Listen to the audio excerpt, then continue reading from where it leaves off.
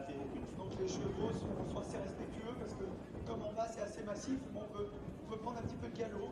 Peut-être qu'en 6 ici, peut-être, on fera plus de fautes, c'est pas sûr. Donc voilà, courbe à gauche. Le nombre de foulées n'est pas très important. 1, 2, 3, 4, 5, 6, 7, 8, de foulée.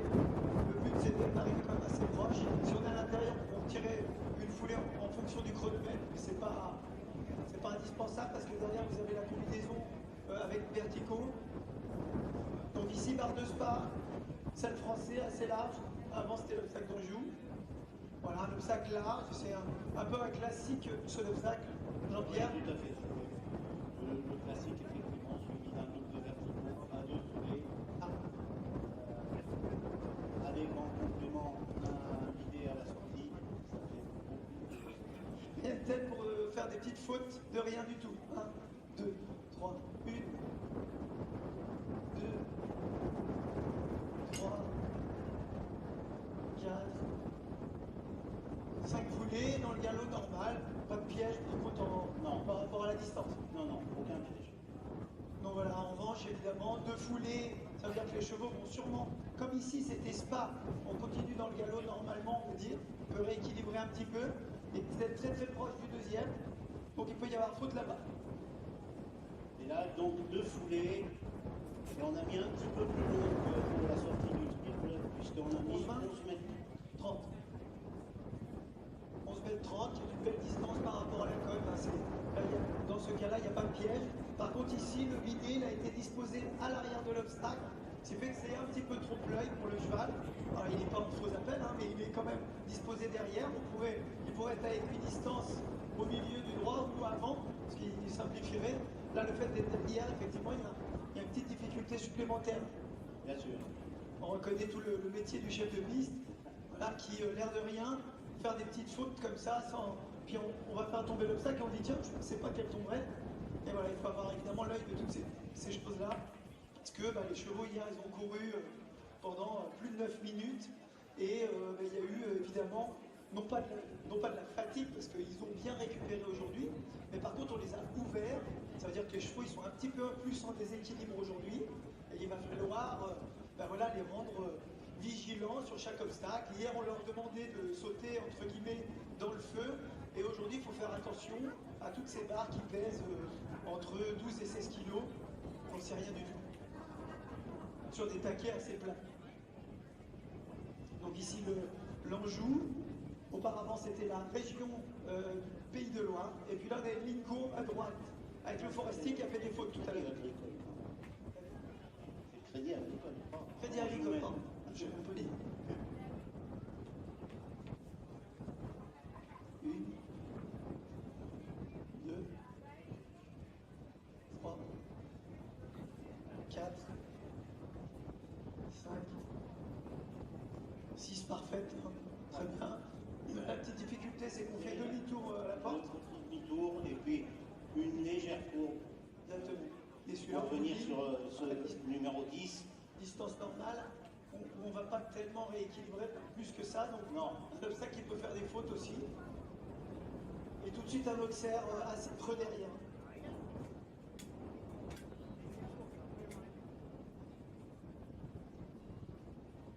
Pour finir devant les tribunes, les loges. 5, 6, 7.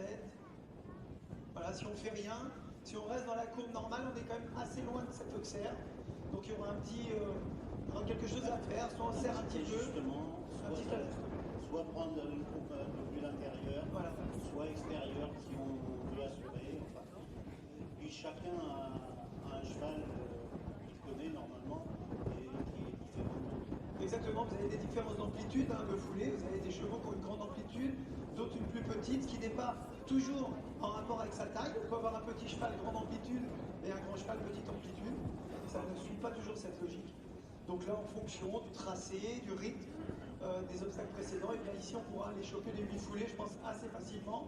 si on a un cheval qui est sur la hauteur. Et il y aura aussi un facteur déterminant, ça va être le chronomètre. Le chronomètre encore déterminant qui, sur ce tour-là, je pense, va être un tout petit peu plus serré que le précédent. S'il le pense, c'est qu'il est plus serré en fait, hein, normalement. Donc le fait est que c'est vrai que si vous faites un parcours dans un rythme où vous avez le temps de préparer chaque obstacle tranquillement, vous avez beaucoup plus de chances de sans faute. Si vous êtes obligé de vous presser légèrement, eh bien ça augmente la possibilité de faire des fautes. Donc c'est tout le talent, il ne faut pas que ça finisse non plus dans un parcours de vitesse, évidemment, hein, c'est pas le but aujourd'hui, mais un peu serré. Et donc encore une fois, vous avez, n'est-ce pas François, on a encore 3 chevaux qui passeront avant de prendre la décision de maintenir le chronomètre ou de le changer. C'est tout à fait exact. Malheureusement, ce ne sont pas forcément les plus performants qui y commencent, puisqu'on commence à l'inverse du classement. Donc, les gens vont rechercher d'abord le sans faute plutôt que d'être sans faute dans le temps. Effectivement. Merci beaucoup. En tout cas, je vous souhaite vraiment un beau spectacle. Je suis très heureux d'être parmi vous. Et eh bien, vous me direz ce que vous en pensez à la fin. Salut les amis. Merci. Bravo et merci à Karine et à Jean-Pierre pour ces brillantes explications. Alors quand on parle de contrat de foulée, ben, vous avez mieux compris, hein, 5 foulées, 6 foulées, 7 foulées entre tel ou tel obstacle. En fait, il n'y a pas de place pour l'à peu près ou pour l'erreur, la sanction est immédiate. Nous aurons l'entrée du premier concurrent dans 19 minutes exactement.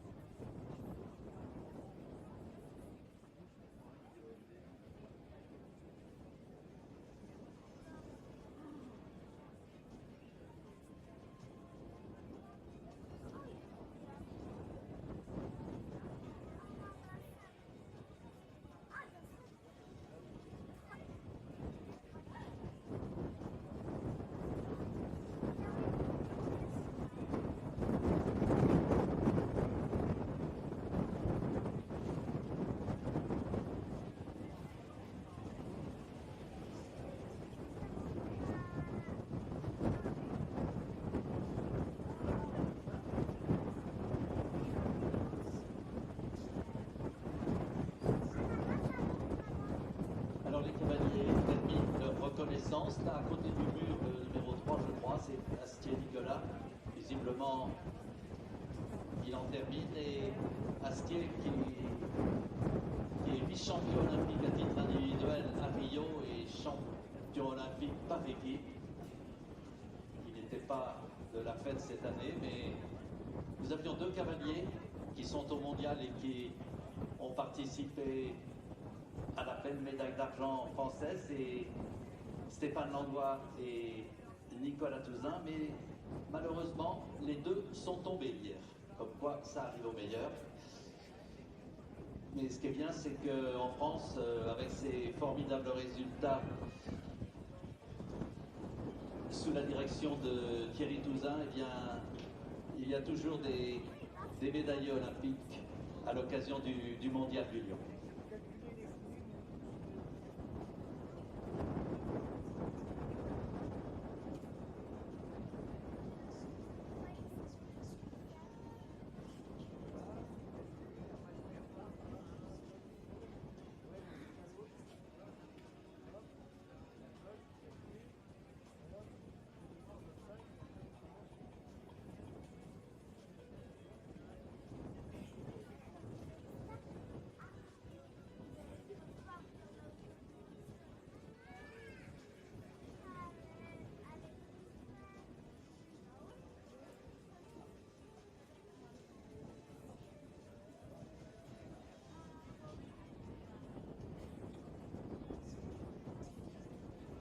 Alors le parcours est long de 410 mètres, on court à 350 mètres minute.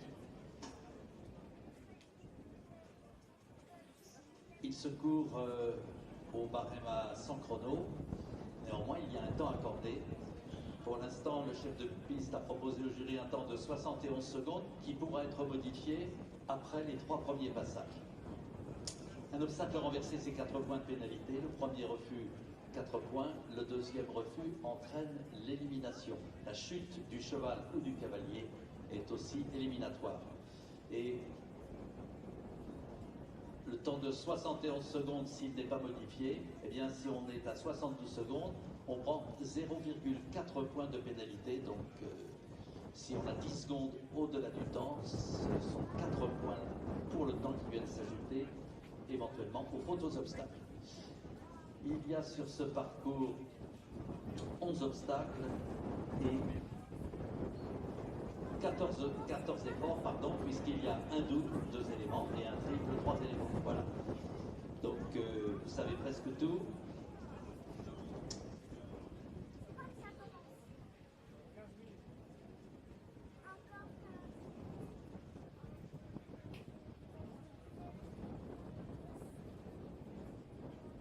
Il est 14h17, à 25 la piste sera fermée et premier départ à 14h30.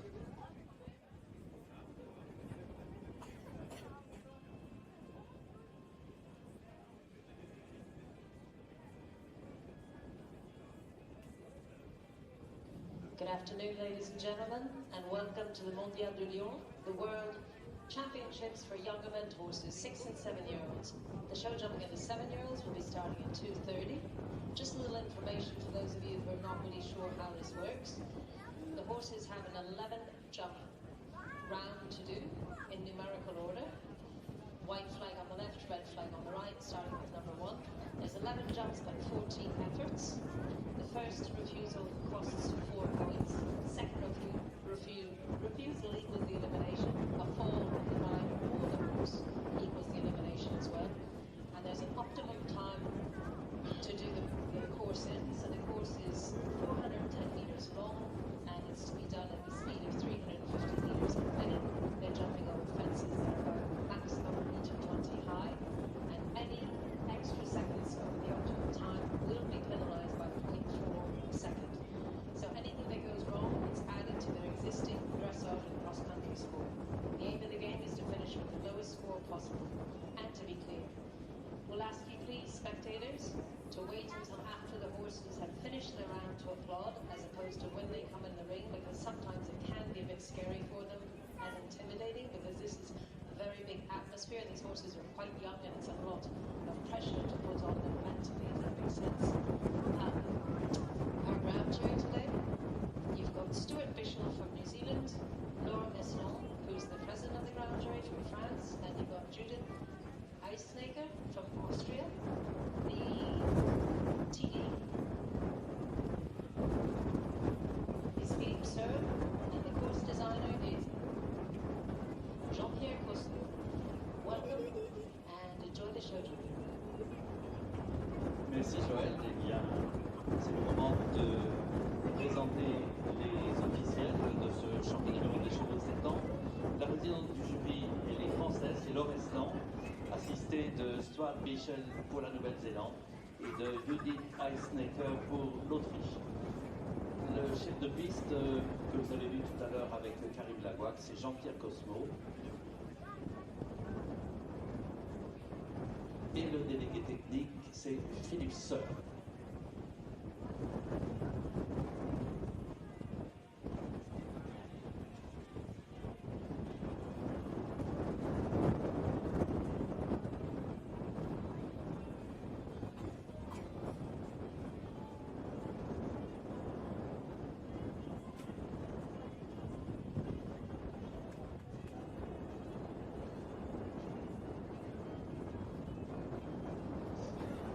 Bien évidemment, au milieu des juges de concours complet, il y a un juge de saut d'obstacle, juge officiel international qui sévit sur des grands terrains comme la Baule, le Dinard, etc. Et c'est un bonheur pour nous de l'avoir parce qu'il est à la fois très compétent et il met la bonne ambiance dans la tribune. Nous saluons notre ami Patrice Château. So don't want to leave anyone out, of course. In eventing, we do have a show jumping judge as well on the show jumping day. And this international show jumping judge that we have the pleasure of having with us here in the aquarium is Patrice Château.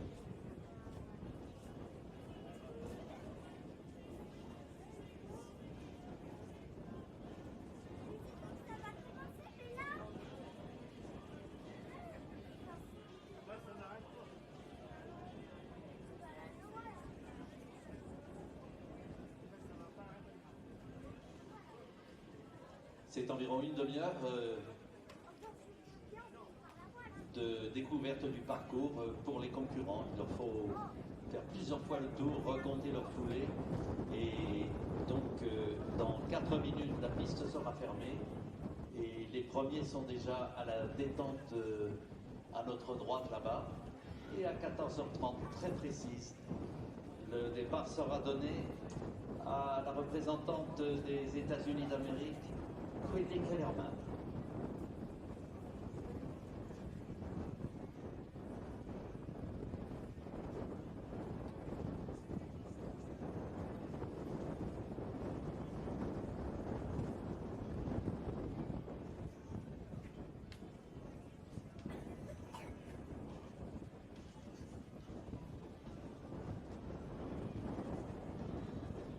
In a bit less than 8 minutes, we'll have our first horse in the ring. This will be number 764 for the United States of America, Del Winto Uno's Z, ridden by Quigley Kellerman.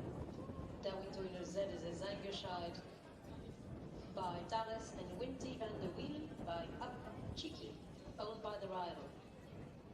The reason we're giving out the breeding of the horses is because there's a breeds competition as well, so they will also get recognized the most performing and the most successful breeds.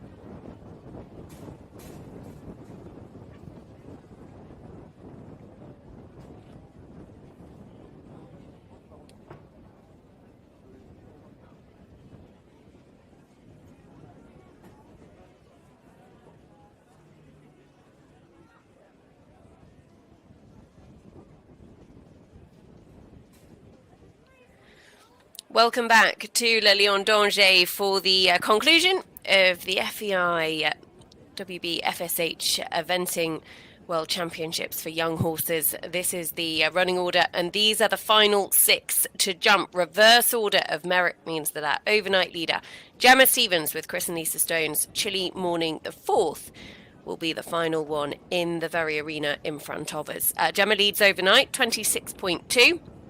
Just ahead of Astier Nicolas, Hitchcote de Coudray on 27.2. Lizzie Boff, Calada Spice, our dressage leaders, just picking up a few seconds of time to drop them into the bronze medal position, 27.8 at the moment.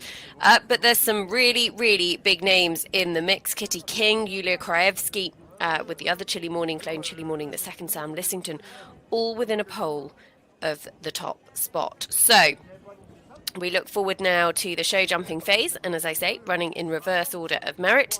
The crowds have absolutely filled out. We've enjoyed a brilliant conclusion to the 6-year-old division a little bit earlier on this morning, when we saw Merrill Blom-Holzmann make history by becoming the first ever Dutch winner of an age group class here in Le Lion d'Angers, which was really exciting.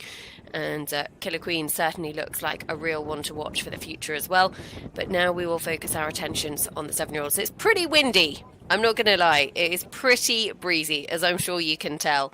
But so far the rain is, I think, staying away. So fingers crossed, at least we have the beautiful all-weather surface to complete the competition on here.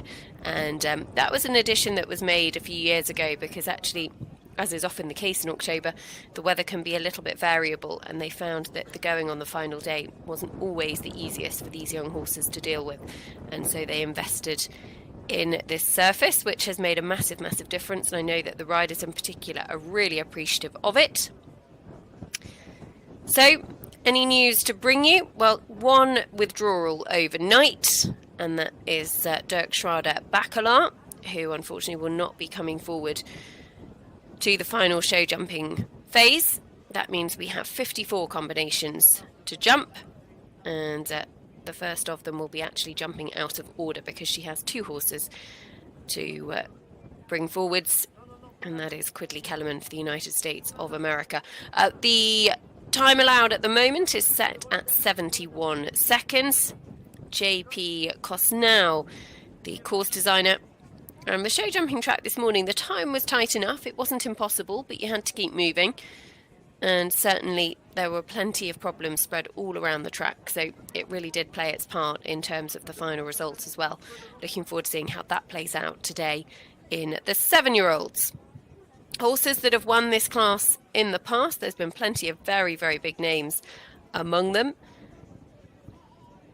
And actually, it was 9 years ago, 2015, that we last saw a British winner. Laura Collett took the top spot with Mr. Bass. We've had horses such as Thomas Carlyle's Sirocco de Gare, a horse that he rode at the Europeans at Blair Castle in 2015, a couple of years later. Kevin McNabb won the 7-year-olds with Cute Girl back in 2021, and actually Cute Girl just having finished on the podium at Buccleuch a few weeks ago. Astier Nicolas, a former winner here with Alert Amalib Or back in 2017. Tim Price has won it a couple of times. It promises to be a really exciting finish. So, who will take the top spot? Well, we'll find out in the next couple of hours. Now, though, the first have had 2 rides. 18-year-old Quidley Kellerman for the United States of America. Da Vinci Uno Z with the last to go cross-country yesterday, and she did a lovely clear round, just a handful of time penalties. So she comes forward on 60.2 in 42nd place overnight. And as I say, competing this one out of order, because she also has Blakeney's Cruise to jump, who sits, I think, in 41st place overnight. This will be the first chance we get to take a look at this course. 71 seconds, remember that time allowed.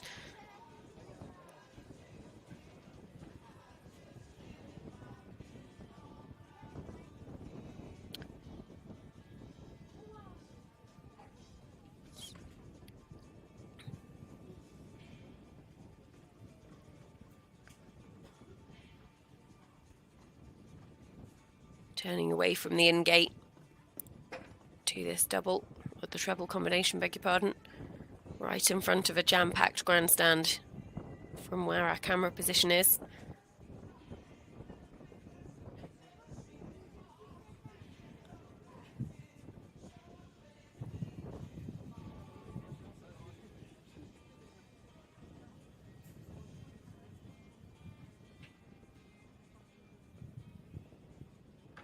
Just takes the back rail off the triple bar.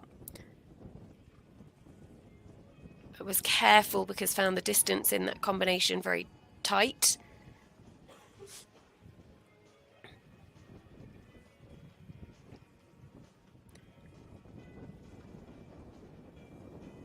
Going to get a time penalty.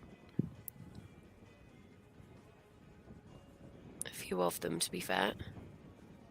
So clear through the finish, 7.2 in total, 1 pole down and 3.2 time, 67.4. So they complete on that total score for a top 45 finish. I would say that actually we didn't necessarily see Quidley really pushing for a time allowed in that show jumping round. So we'll watch now Albert Hermoso Faris and Ulysses 9.5. This 7-year-old by Upsilon. Out of a mare called Oh Lady Mary. 87.5, the score that they bring forwards for Spain.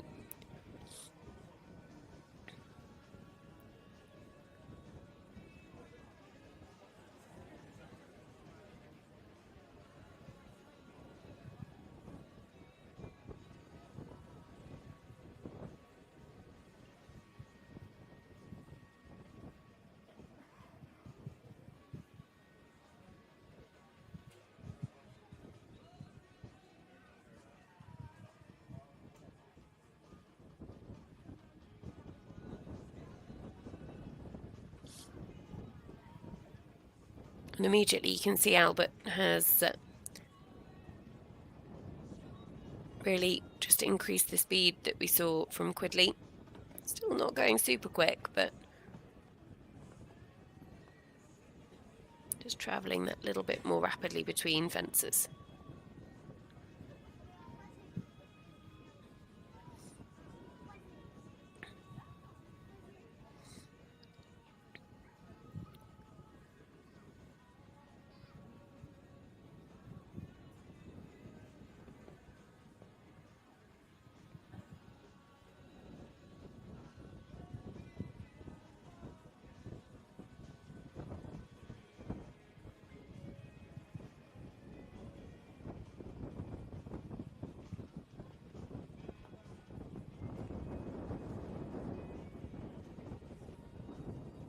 Still going to get a time penalty or two.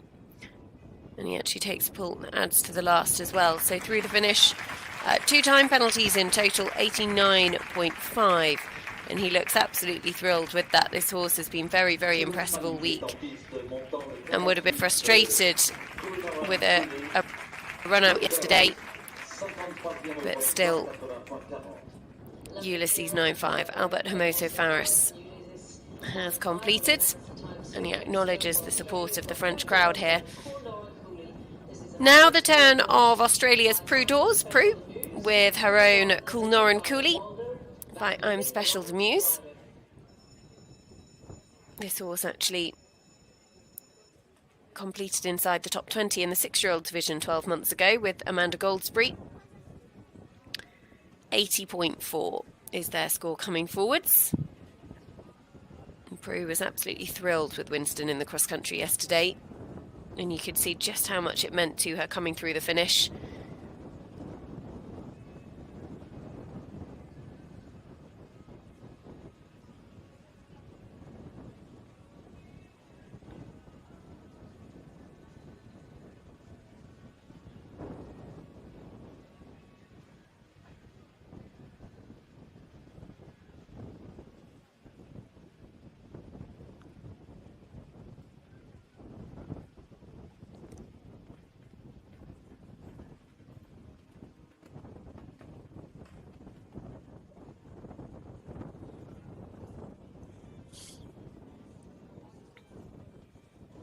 Very careful, just got in a little bit tight to the Devaku vertical, but actually the horse helped her out slightly.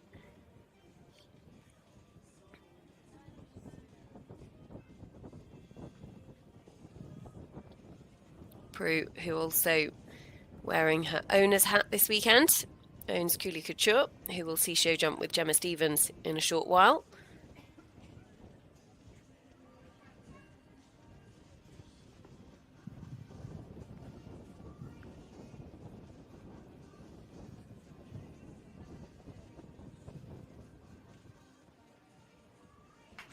And she looks absolutely thrilled with that. So she should be.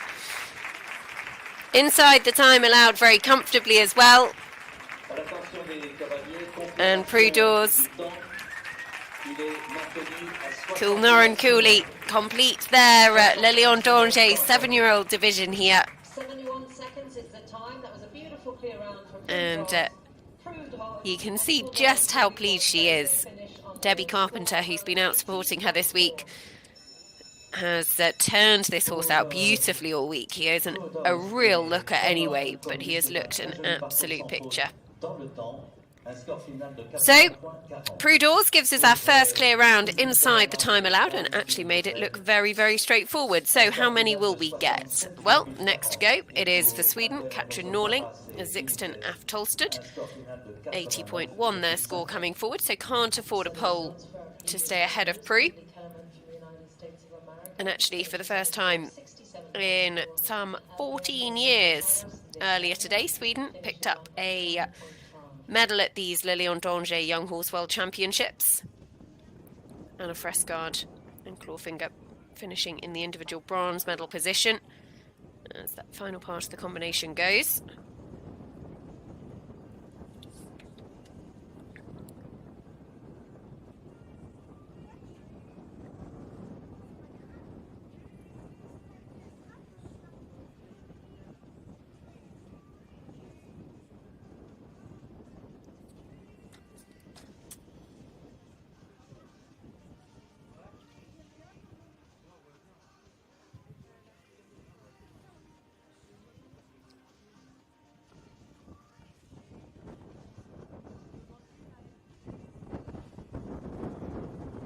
Another to look pretty comfortable on the clock. We'll go inside Katrin Norling and Zixten Aftolsted. So just one pole down for Katrin.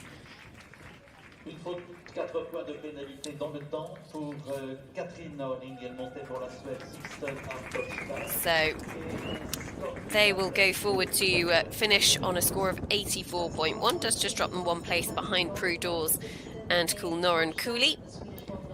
Next to jump, it is a combination who were in 51st place overnight. It is Julia Schmitz and Lina Dusanso. Got there in the end. 7-year-old mare by Heavy Metal, owned by Bruno Schmitz. Julia Schmitz for Belgium, 79.2 her score coming forwards, just outside the top 50. By first mate XX belonging to Bruno Schmitz.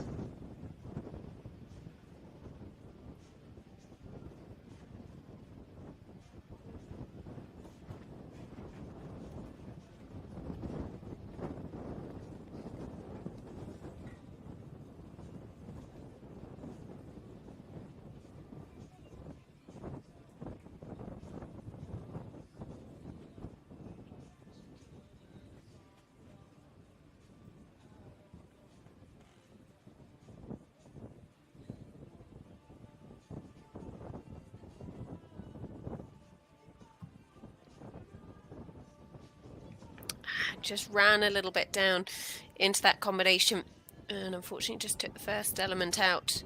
Was careful with the second though, because could have run themselves into a spot of bother.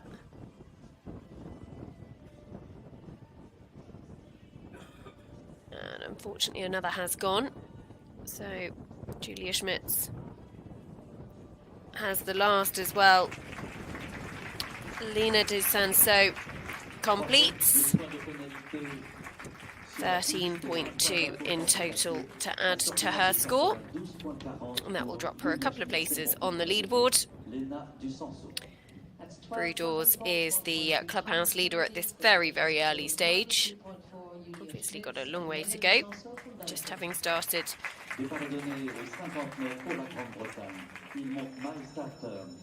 The final phase here. As now, jumping out of turn, it is Tom Jackson, the first of his 2 rides. He comes forward with My Star Turn for owners Richard and Sarah Jewson. Clear cross country, just 9.2 time penalties for this mare. She comes forward on 43.2. She is in 28th place. As I say, Tom, still another ride to go a little bit later on. Hence, jumping out of order. Corley Cornassus inside the top 20.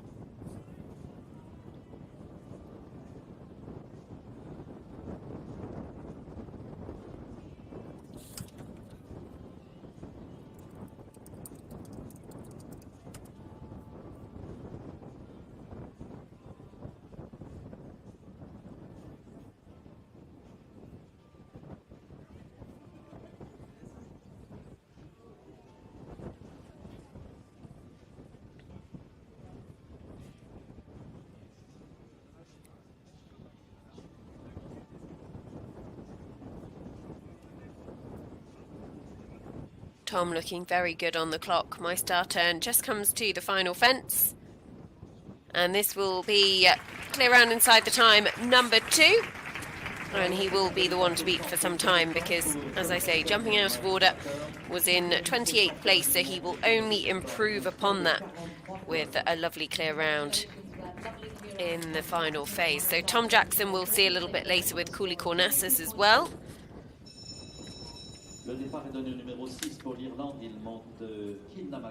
Next to go, it is the first ride for Godfrey Gibbons. He comes forward with Marie Dunn's Kilnamak Kasu. 45.9 his starting score, so can't go ahead of Tom Jackson, but could just go ahead, go behind him and ahead of the rest of the field that have jumped at the moment. Godfrey, who's got another ride to come again a little bit later on.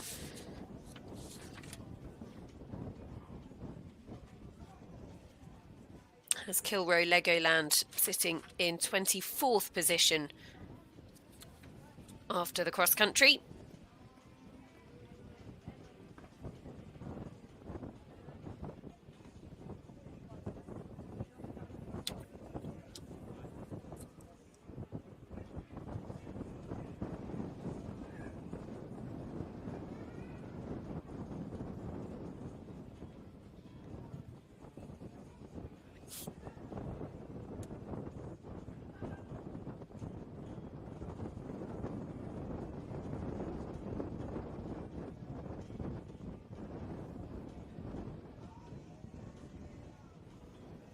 Did a good job waiting on that line down to the double of verticals.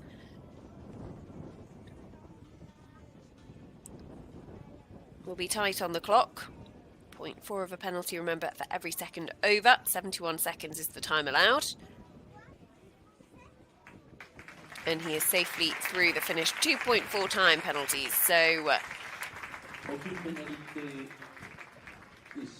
Godfrey Gibbons and Kilnamak Kasu will add 2.4 to their total score, but clear jumping over the coloured poles.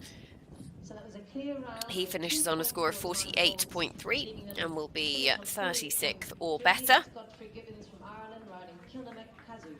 And we'll see him a little bit later on. Now, the turn of Gemma Stevens. Gemma, our overnight leader, with Chilly Morning the 4th, comes forward with the first of her 2 rides here. Cooley Couture. This mare, 17 years, born in 2017, 7 years of age. By Calestis, out of a mare called Avudia, who was by Escudo. Owned by Prue Dawes, who we saw just complete a short while ago. Gemma, who does a lot of pure show jumping as well. I'm sure won't be disappointed to have a chance to come in and jump the track once before she gets ready to come in as the overnight leader, as the last to go. It also helps keep her busy, I'm sure, because it's a long enough day waiting.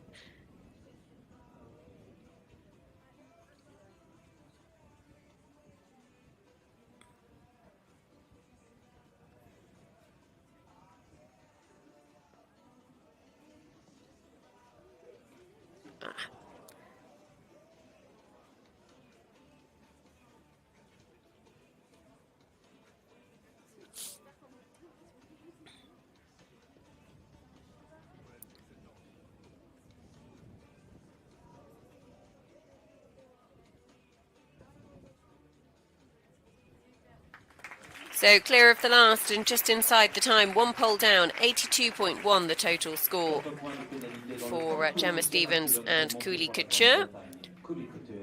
And that will actually see them just drop a couple of places on the leaderboard, I think. And we'll finish just behind Prudors and Coolnar and Cooley. So next to go for Belgium, Giuliano Renda. Rock and Roll Van der Beekergem. 44 to add from the cross-country yesterday. It was made up with 20 jumping penalties and then 24 time penalties to give them 77.6 coming forwards to the show jumping, sitting just inside the top 50 in 49th place. This is a Belgian Warm Blood by Cato TZ and Iris de Castille by Lafayette, belong to Nathalie de Roc and the rider.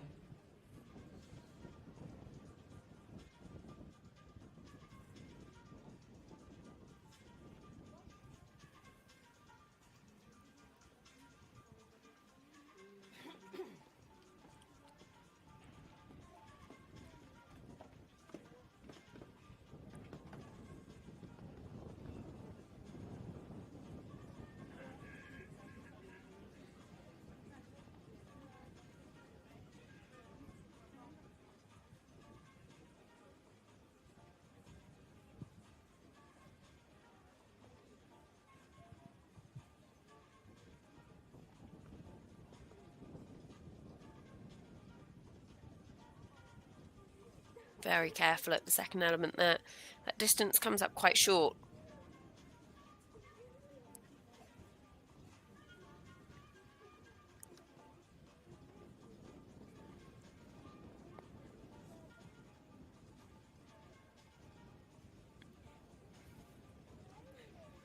So Giuliano Renda and Rock and Roll Van der Beekergem clear round at number 3 inside the time allowed. And they will add nothing to their overnight score of 77.6. Beautiful clear round in time for our Belgian fan Giuliano Renda, riding Rock and Roll VD Beekergem, finishing on a score of 77.6. So the leader of those that have gone, Tom Jackson, My Star, turn jumping out of order, so 43.2 is the score that sits out in front at the moment. Now, though, we turn our attentions to Stephen Smith and Strangford on 75.5 coming forwards. By Cruising's Mickey Finn, belong to Terry Johnston.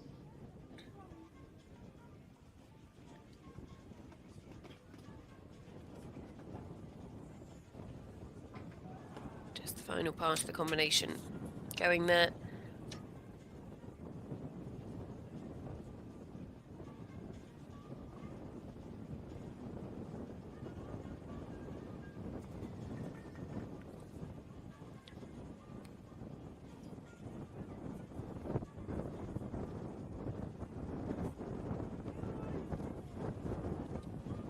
Strangford starting to look quite keen.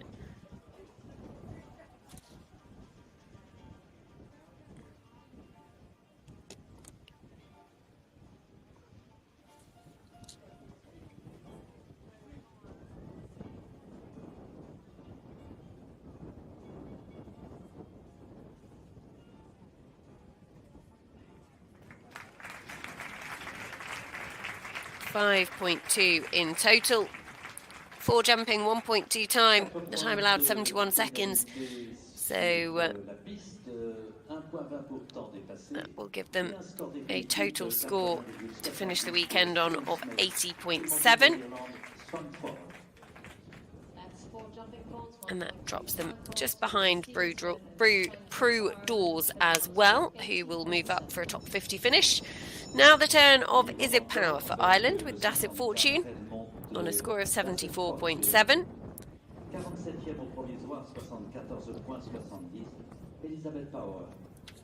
Next to go for Ireland, number 754, Dassit Fortune ridden by Elizabeth Power. This is an Irish sport horse gelding by Diarado and Missed Flight by Golden River belonging to Therese Miller.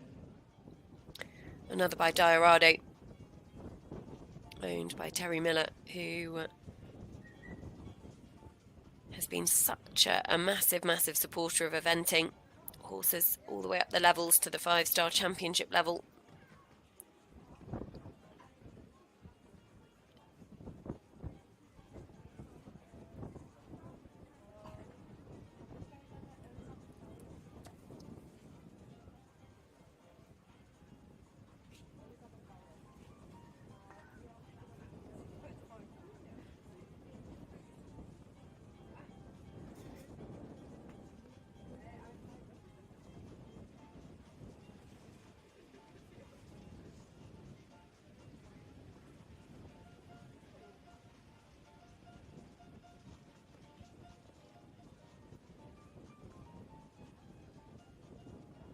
So just the final fence to go. The clock is okay. Is It Power jumps a lovely clear round with Dassit Fortune to finish on her score of 74.7.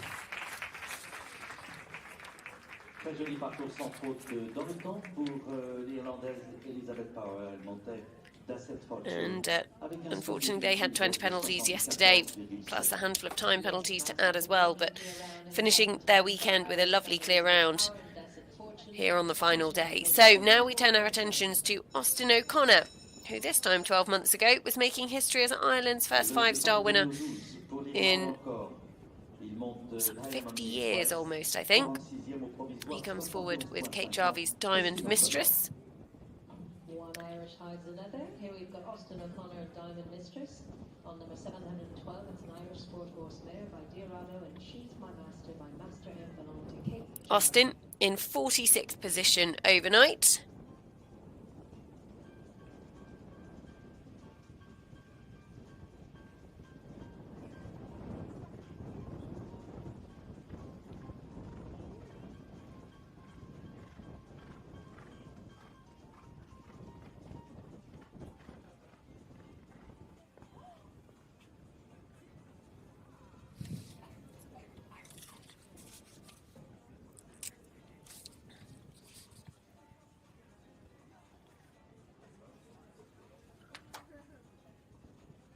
Austin, part of the Irish team that won the Nations Cup in Mill Street last week. Had a busy end to the season.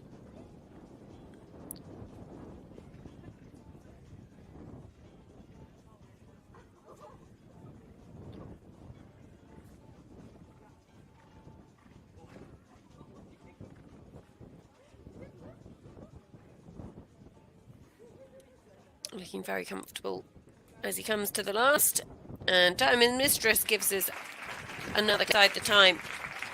Austin O'Connor makes it another clear for Ireland.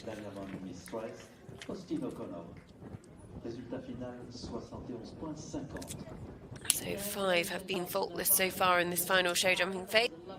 He's now to the first of the home riders that we've seen in this 7-year-old division. Benjamin Massey.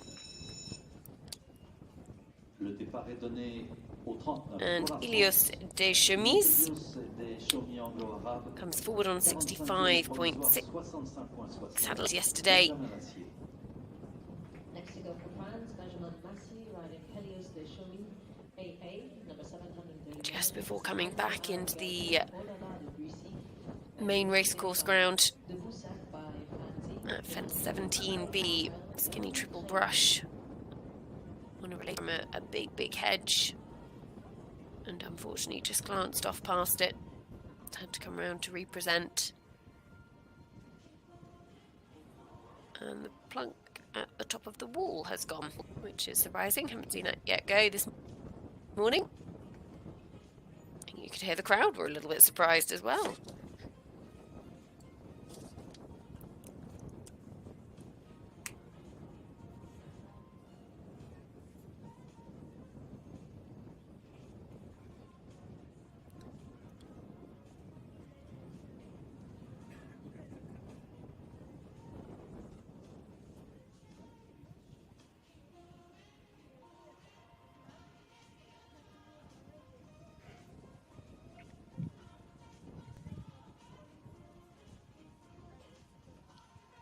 Clock is good.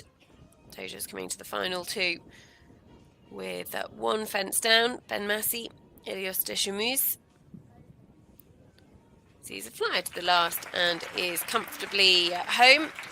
69.6 his total score. He will be no 45th.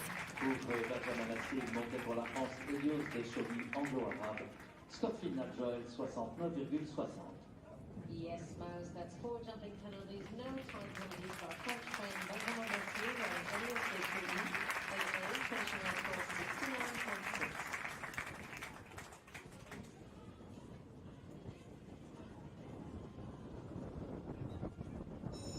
69.6. Now the turn of Anne-Sophie Covoe and the mare by Clearman.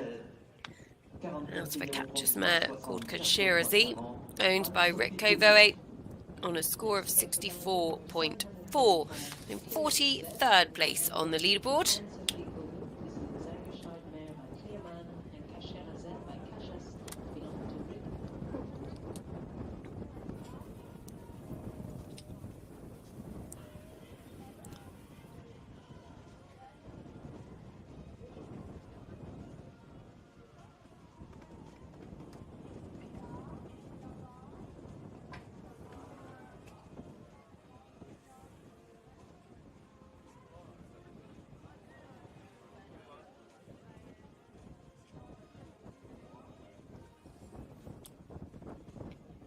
So run down the treble at the final element. And then not the easiest in her way of going for Anne-Sophie to set her up for that vertical. Looking very keen. And unfortunately just, again, ran in too deep to the bottom of that vertical and tipped it out in front.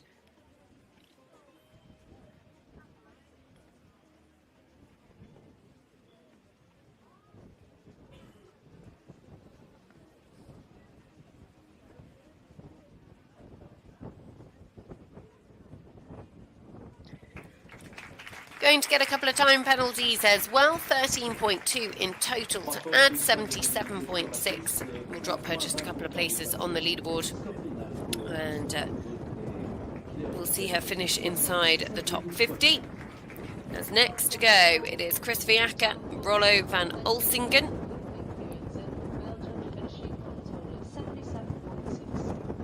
They come forward on a score of 60.3.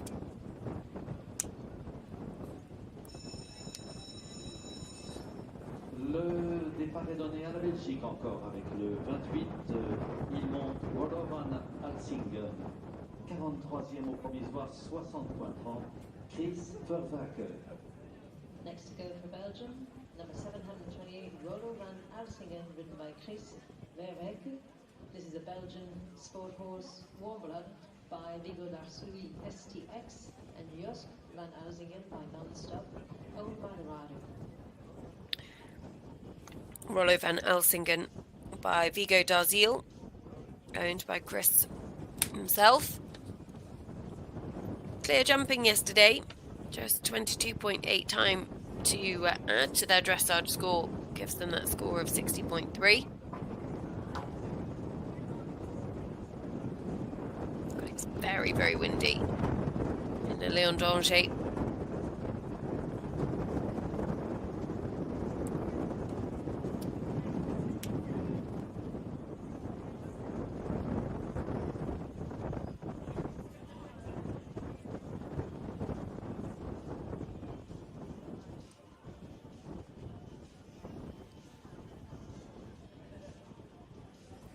Made sure that he had the horse right back with him for that double of verticals.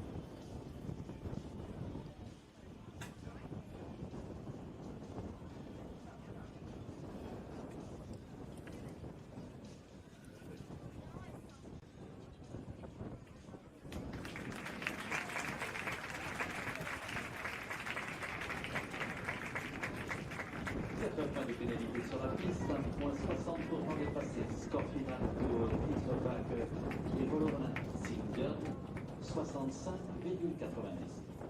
Results for our Belgian friend Chris Verbeek and Roland van Helsingen for jumping faults 1.6. Time faults leave them on a total of 65.9. L'Allemagne est au départ montant le 17.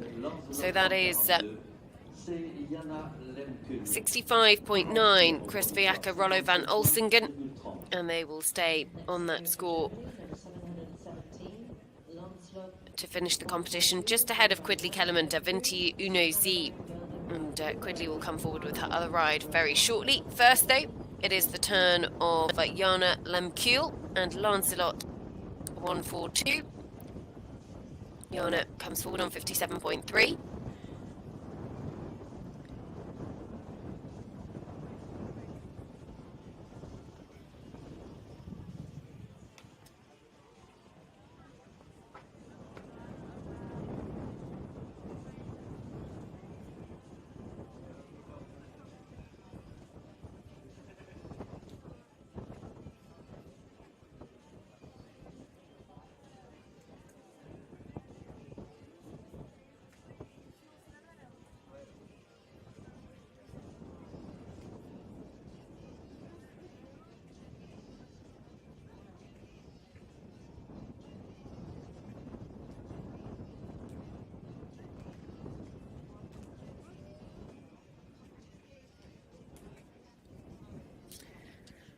So just the one pole down, 61.3 will keep Jana in position where she is at the moment.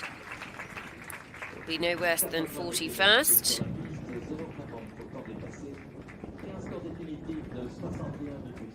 So Jana Lemke and Lancelot complete. Just the 5 faultless clear rounds inside the time allowed of 71 seconds so far, so it is doable, but it's also not a walk in the park. Next to go, Luc Chateau, Hatika Chatelier for France, 57.1 his score coming forward for owner Philippe Lemaistre. This mare by Boris, and as for contour mare called Bobarella Chatelier.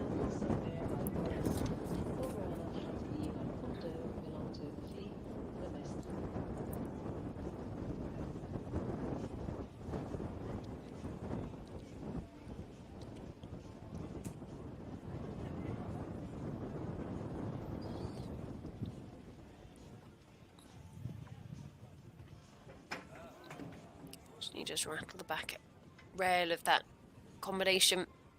It's going directly away from the in-gate.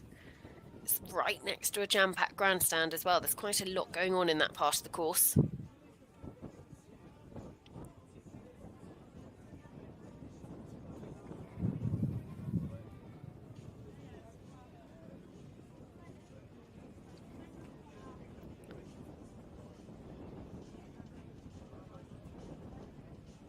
Does a good job in that double, gives the horse a check, just gets him to wait a second, her to wait a second, because actually it does come up relatively short. They're going to pick up a time penalty or two.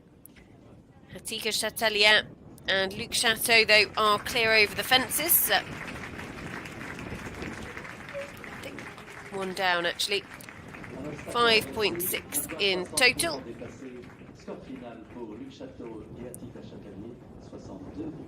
So that will give them a total score. We'll just drop them one place down the leaderboard, 62.7. They go behind Jana Lemke and Lancelot. Next to go, Alejandro Lassis, Gimco de Fontebetti for Italy on a score of 49.4. And overnight in 38th place.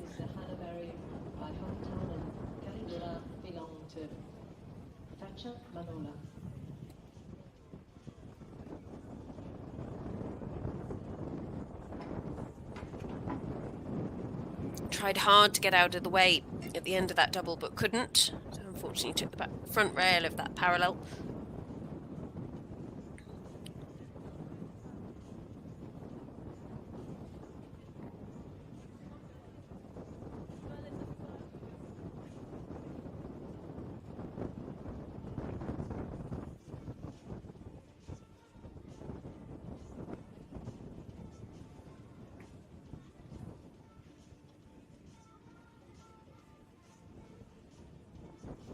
Just this final line.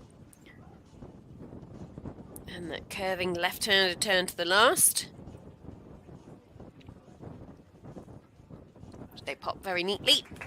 So 3 fences down. I think the last must have gone as well. Gives them a total score of 61.4. They will hold their position on the leaderboard for now and will finish inside the top 40. Next to go, it is the first of 2 rides for Tom McEwen. He comes forward with Maestro, owned by Fred and Penny Barker. Maestro by Hampshire VDL, 49.2. Their score coming forwards, clear jumping in the cross country, just a few time penalties. Next to go for Great Britain, you're looking at the world's #1 eventing rider in this now moment. Tom McEwen riding number 760 Maestro. This is the KWP in Gelding by Hampshire VDL, and Hippie Lady by Indoctro belong to River Lodge Equestrian Limited.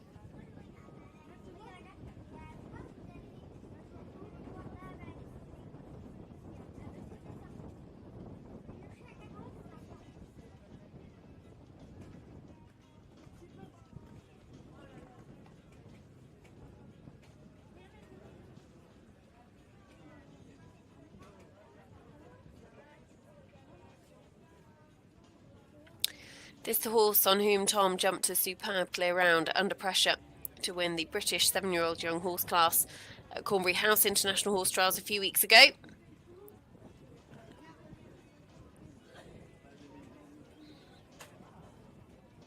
And he really sat and waited. He used his body there. The horse was careful over the second element in particular.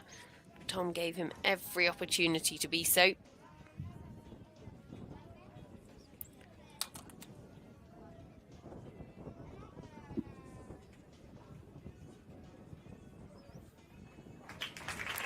So, Tom McEwen and Maestro add nothing to their overnight score, 49.2. They will be 37th or better. And Tom still has Quintus left to go. He'll come forward inside the top 10 overnight, so right towards the end of the class.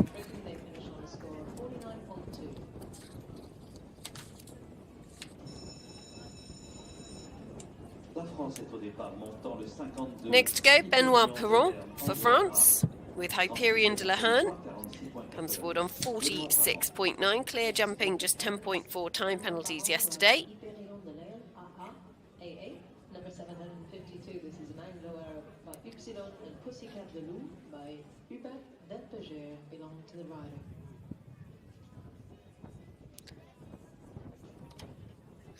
And another one by Upsilon. As for a mare called Pussycat de Loup, who was by Hubert Delpeger.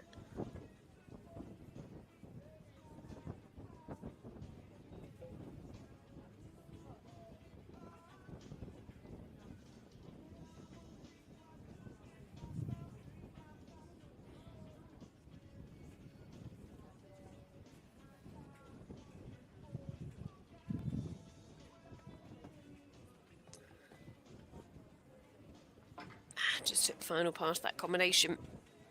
It's come down a few times actually already, that fence.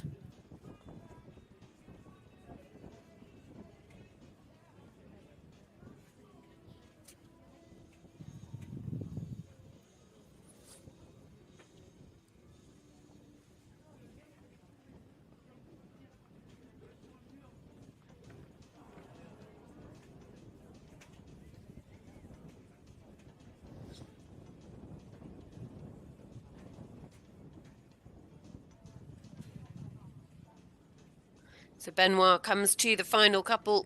He's carrying 8 penalties, which keeps him on a score of 54.9. And that will see him drop just a few places on the leaderboard, unfortunately. We'll go behind Godfrey Gibbons, behind Tom McEwen as well.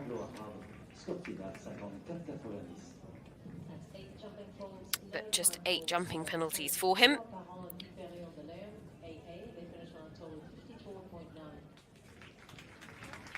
And it's lovely to see this French crowd so enthusiastic, so appreciative as well. As next to go, it is for Australia, Sildara Bombay S, Isabel English. Isabel owns this horse alongside Sarah English, Sophia von Moltke as well. Valet de Rouet, the sire. But the dam sire is Diorado.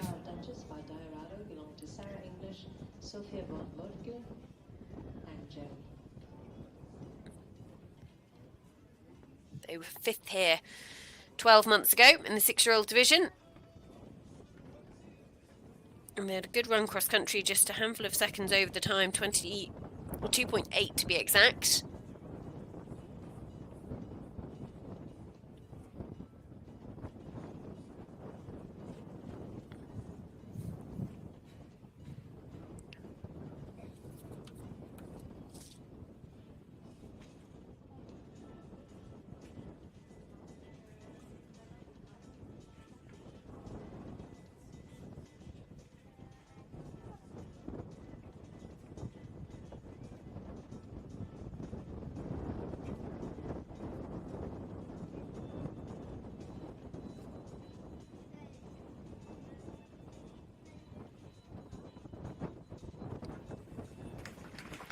So Isabel English and Sildara Bombay S have finished their show jumping round, just the 1 pole down, so 4 to add. Inside the time. And so that gives her a total of 41.4, which sees her just outside the top 25. We've got another ride for Isabel a little bit later on as well. And as does this man, Ian Cassels. Ian, who gave us an absolute masterclass of a cross-country round yesterday. He was first out on course in the 7-year-old division with this horse. Came home stopping the clock just 1 second over the time. And actually, it was a tough old time to make. I think 7 made it in the end. 3 of them were Irish. Ian did so on his other ride. But this met just 1 second over. So it's on a score of 37.0, but inside the top 20 because jumping out of order, as I say, because he's already got another one to go a little bit later on as well.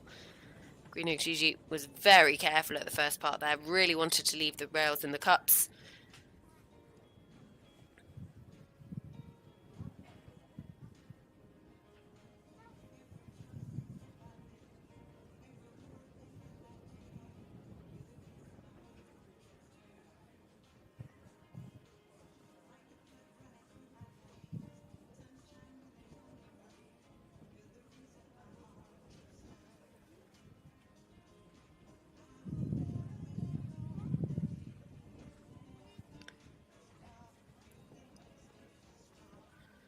Ian very good on the clock, so that bit's okay, doesn't need to worry about that.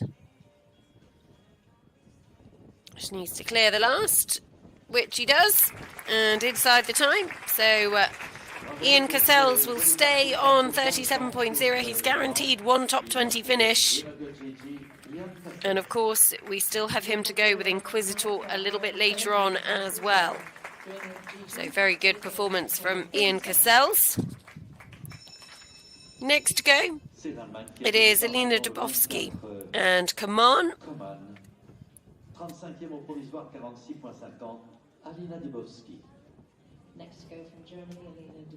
Alina comes forward, having picked up 14 time penalties to add to her dressage score, 46.5.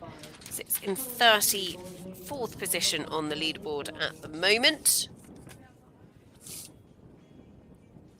Jumping a few out of order simply because they've got other horses to jump in the draw.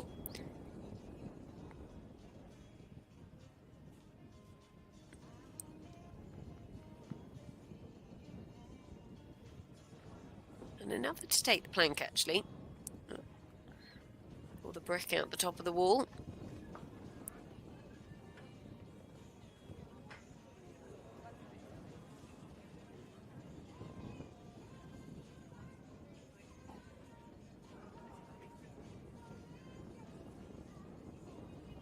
Those 8 penalties.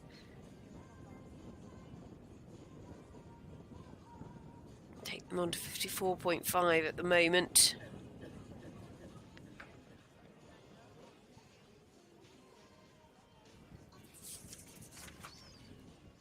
Doesn't do a huge amount of damage in terms of the overall placing as things stand.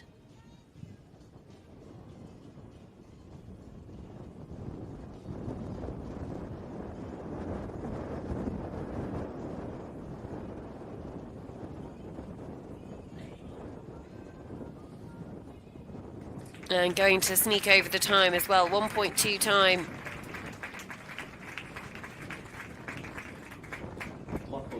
In fact, more than that, at 3.2 time, I should say, for Elena Dubovsky and Kuman. So they have completed. Won't be challenging the very top of the leaderboard this weekend. Next to go, it is a ride for Harry Horgan, Oakport Lieutenant Aldo for Ireland. Comes forward on 46.4 in 34th place overnight. 33rd place overnight, beg your pardon.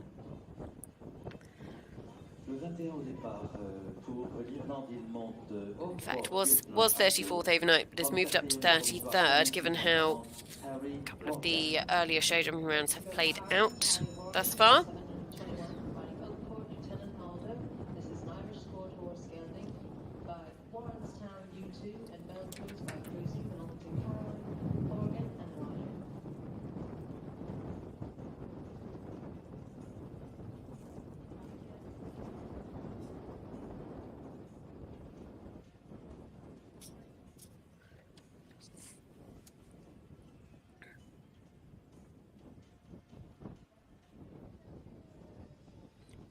The Irish yesterday were really impressive in the cross-country in particular.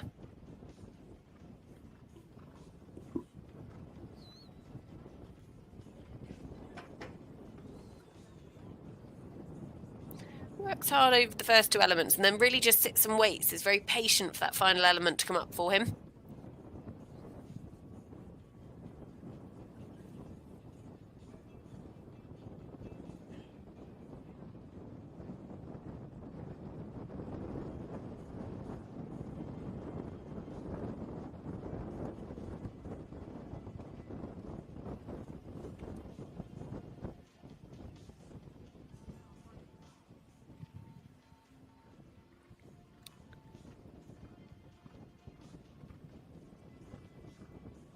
Just needs to be aware of the clock. 1 fence left to go. Harry Horgan and Oakport Lieutenant Aldo. And he's clear. Wasn't clear jumping. 4.8 in total to add to his score, which gives him a 51.2 in total. Will be a top 35 finish. And this French crowd is so enthusiastic. They're so supportive as well, making sure that riders, whether they're from France or not, all felt very, very welcome here this weekend. Next to go, it is Quidley Kellerman, the second of her rides. This time she comes forward with Blakeney's Cruise. 57.7 is her two-phase score. It's in 41st overnight, but has already moved up a couple of places given how the competition is unfolding. So it could be on for a top 40 finish.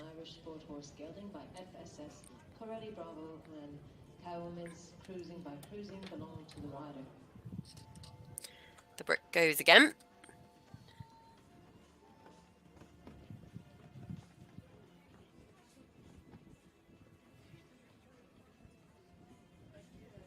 Quidley's ridden with a huge amount of maturity and experience this weekend. She's only 18 years of age, already at her second Le Lion d'Angers.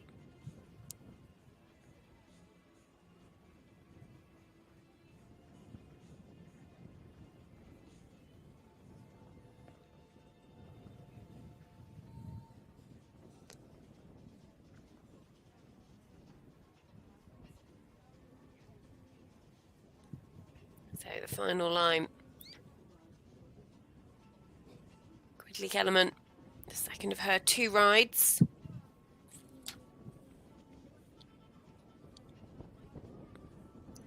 The first of them, she had a pole and some time. It's going to be pretty similar second time around. There we go, 6.4 in total, 64.1 puts her into 41st place. And finishes just ahead of her other ride, also inside the top 45. Now the turn of Heidi Hamilton for Ireland, with Daphne Ladley's Cavaliers Cruise. This mare by Cruising's Ambassador. There's a mare called Cavaliers Maid, who was by Garib. Comes forward on 45.6 in 32nd place. On the leaderboard.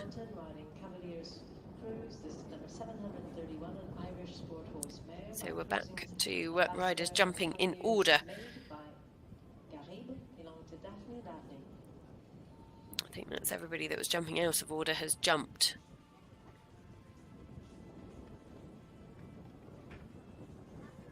Oh, didn't get a lot of height over the middle part and unfortunately paid the price at the last part. Cavaliers Cruise on that score of 49.6 were very good in the cross-country phase yesterday. Just came home with that handful of time penalties.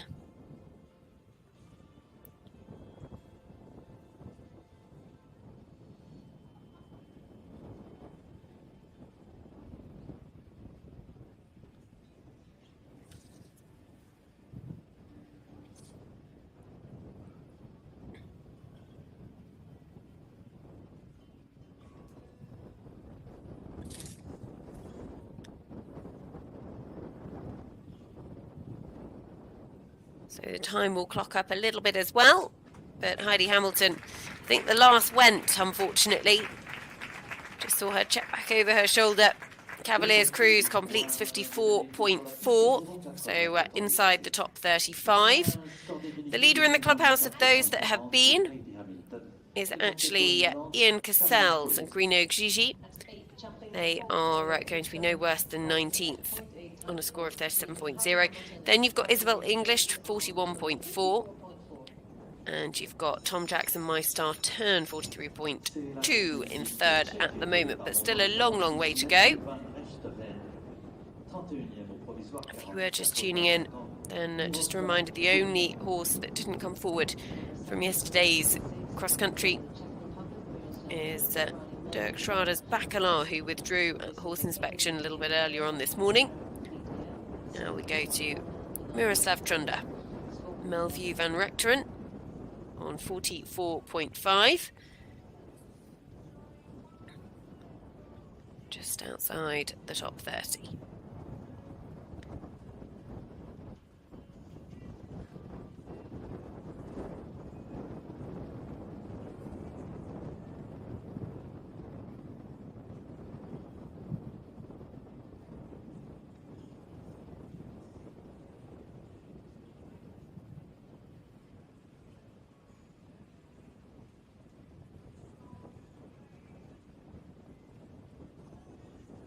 Gonna have to watch it through this combination. Naturally the horse is very, very careful because naturally also very, very quick. Miroslav just had to sit and wait.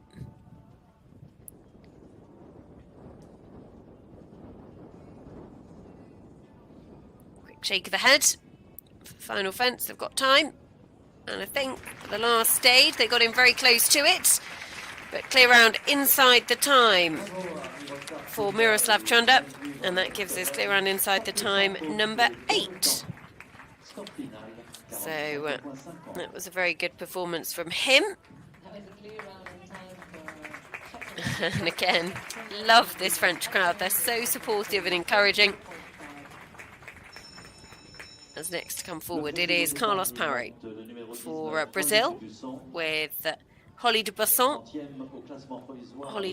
by Tenerez, who was a winner of this 7-year-old division and the 6-year-old division, one of only a couple of horses to have won both titles in their career. Laguna OLT of Annalena Schaafs is another. But actually, Millview Van Rechteren, having just jumped clear, now leaves no breathing room for Carlos Parot, Holly de Basson.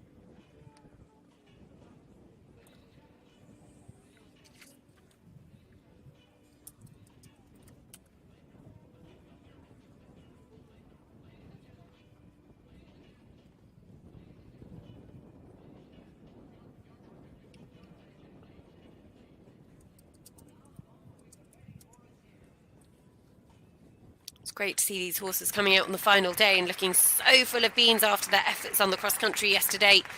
That is just going to be one pole down, which drops Carlos Parot just out of the top 30. He finishes on 47.5, which, make no mistake, is not a bad finishing score at this level of competition at all. Zero time faults, leading Brazilian friend Carlos Parot and Holly de Basson on a total of 47.5. C'est la France qui est au départ, montant le 14 Hermès des Bandières, 29e au classement provisoire, 43.30, Joséphine Eto. Next to go for France, Joséphine Eto riding Hermès des Bandières, number 714. This is Seul Français Gelding by Contendro GFE, and Polly Pocket by Trophy du Rosel belong to Valérie et Gérard Largelière.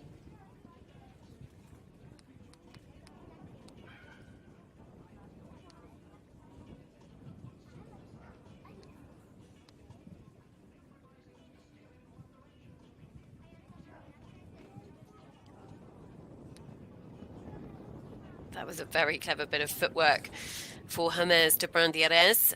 Coming out of the combination, Joséphine Heto. We've seen that final part of the combination go on a few occasions already. And actually, Hermès de Brandierès was very careful.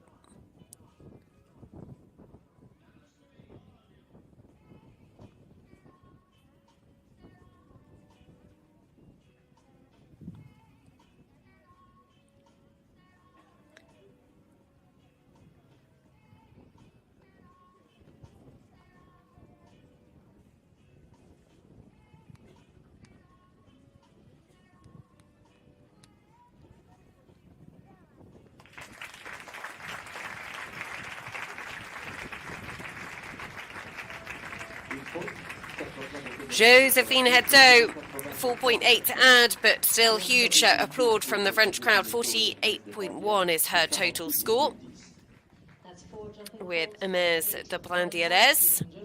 And we'll finish again just outside the top 30, so just dropping out of the top of the leaderboard as things stand at the moment. Just cost them a couple of places, whereas John Tilley now comes forward in 27th position. John comes forward with his own Wellfields Casino Royale. Clear jumping yesterday, just 11.2 time, 42.0 the score that he brings forwards. British sport horse by Casillon 3 and Double Take by Detroit belong to the rider.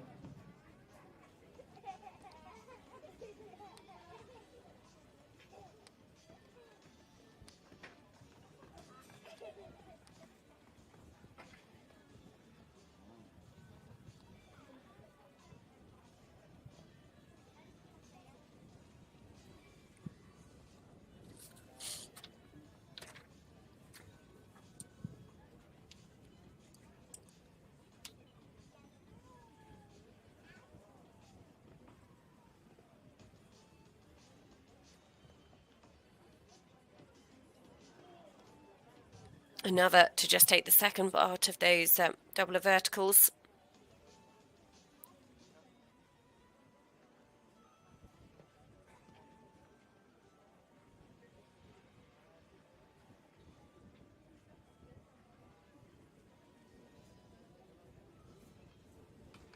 So 1 pole down and 1.2 time to add for John Tilley on his debut here in the Lyon d'Angers. Wellfield Casino Royale completes on 47.2. That is good enough for a top 30 finish.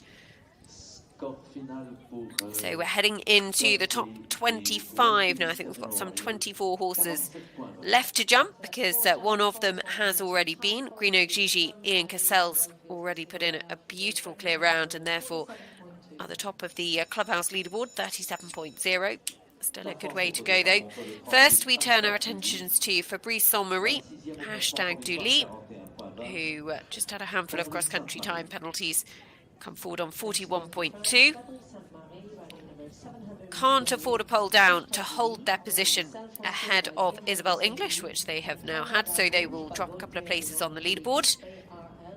It is so tight in this middle part of the leaderboard into the top 10 now that actually any single time fault, any pole proves very, very costly.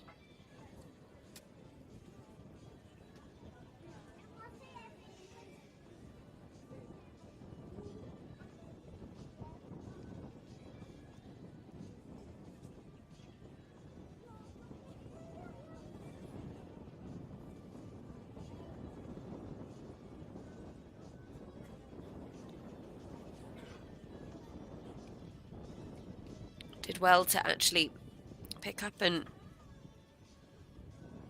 clear the second of those double verticals, which have been really influential. And there's a real amphitheatre feel to this arena with the stadiums around. There's a lot of people right up to the railings as well. Rather a long one at the last, but clear. So then just 0.8 time penalties gives them a total score of 50, goes into 33rd place. That means that Isabel English, Sildara Bombay S will move up to a top 25 finish. And any clear round now is going to prove to be very valuable because any rail for anyone else will see you climb closer and closer up the leaderboard. Now, Morgane Yeriat and Mona Lisa on a score of 40.4.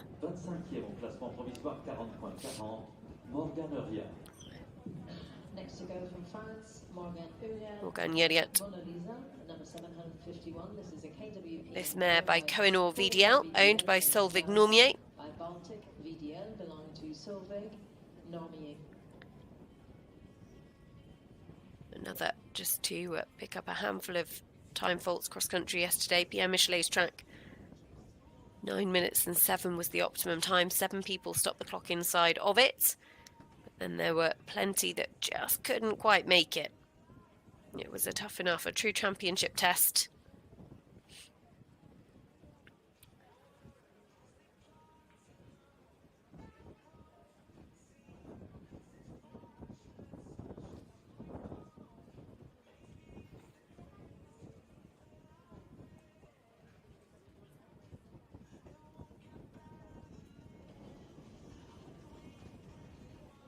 Good work at the double of verticals, and actually she just then picked up the pace slightly. The horse doesn't always make it easy for her, but is generally speaking pretty careful, and Morgane seems to know how to get the best out of her. Beautiful clear round, just 0.4 of a time penalty, so 40.8 is her total score, but it's good enough to hold her position, and she looks absolutely thrilled with that. So we'll finish on 40.8, and the French crowd absolutely loving having something to cheer for. So Morgane Yeriat, 40.8 the score to beat of the next few.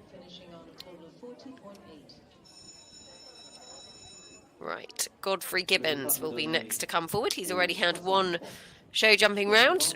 Jumped out of order with his first horse because Kilroe Legoland sits in 23rd on a score of 38.8. 763 Kilroe Legoland, ridden by Godfrey Gibbons. This is an Irish sport horse gelding by Cavalier Land and Graceful Kate by Rashar, belonging to Maurice Coleman.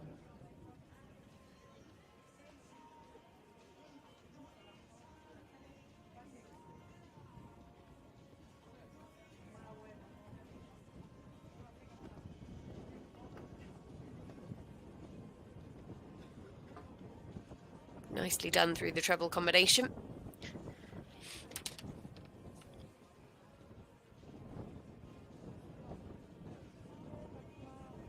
Kilroy Legoland, owned by Maurice Coleman.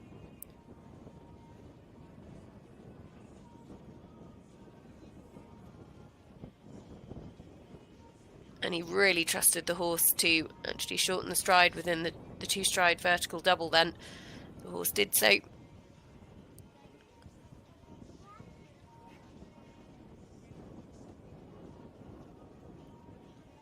Just one to go.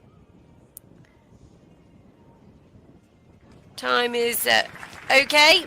So Godfrey Gibbons, lovely clear round with Kilroy Legoland. That gives us clear round number 9. So Godfrey Gibbons will complete inside at least the top 23, 38.8 his score. But it is so tight in this middle part of the leaderboard. Any rail makes a massive, massive difference. So now we turn our attentions to Jenny Glabenius and Canela on a score of 38.2. Next to go for Sweden, number 708, Canela by Comfortuna VDL out of a mare called Riska, owned by Jenny herself.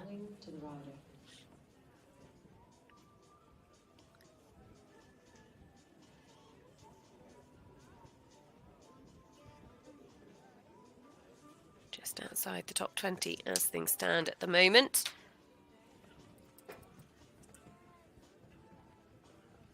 Very careful through the treble combination.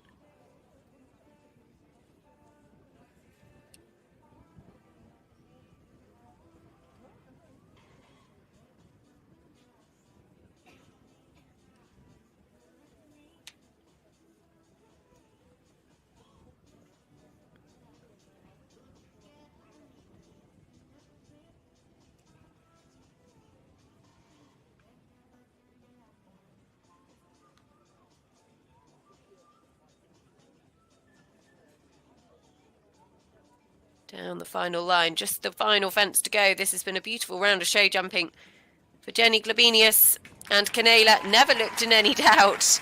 And Canela looks very, very pleased with herself.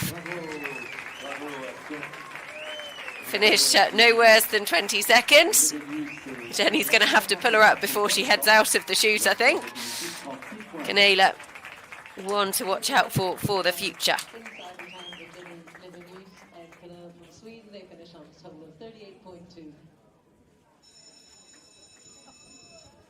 La Grande-Bretagne est au départ, montant le 11 Barrington Alice, 22e au provisoire, 37.50, Izzy Taylor.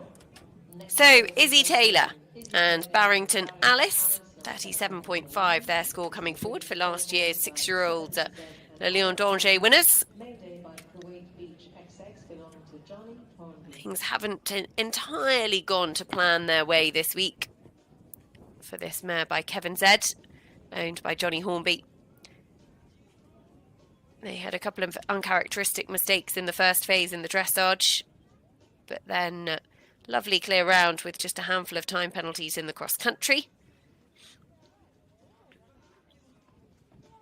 Izzy, who came in and jumped a lovely round with Barrington Boy actually in the 6-year-old division a little bit earlier on today for a top 25 finish from memory, I think.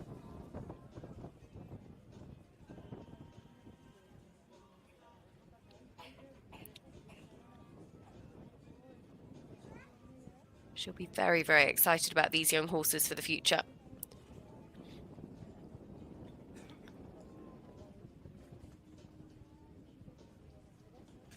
And Barrington Alice was actually bred by Susie Holroyd, who bred Alicum Ellie, the horse on whom Izzy was meant to go to the Olympic Games in Rio.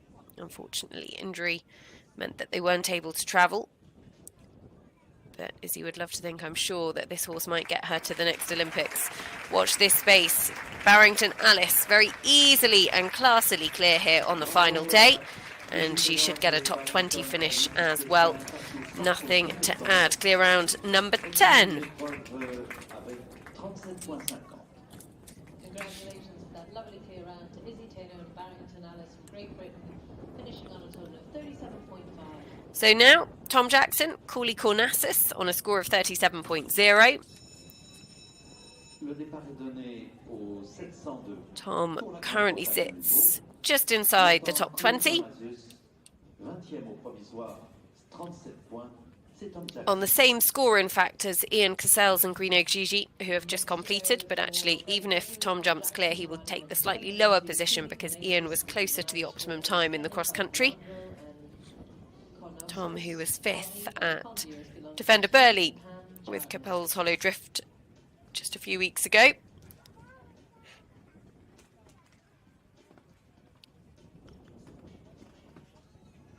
Cooley Cornassus didn't make life easy for him coming round the corner there, but jumped beautifully through the combination.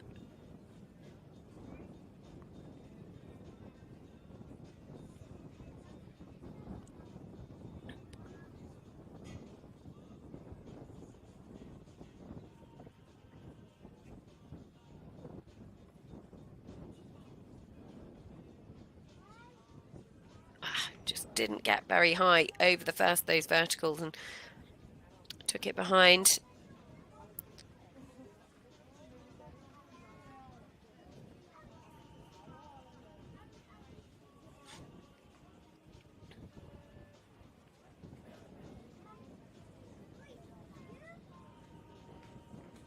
And over the last inside the time. So just the one pole down, 41.0 the total for Cooley Cornassus and Tom Jackson.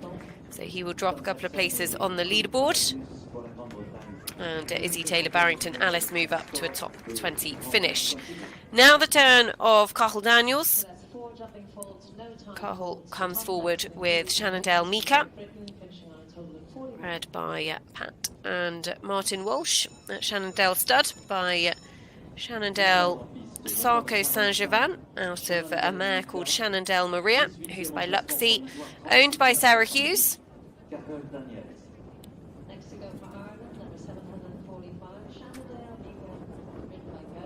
That means this is an Irish sport horse gelding by Shannondale Sarko Saint-Gervan and Shannondale Maria by Luxie. Cathal just taking a moment, not rushing to start his round.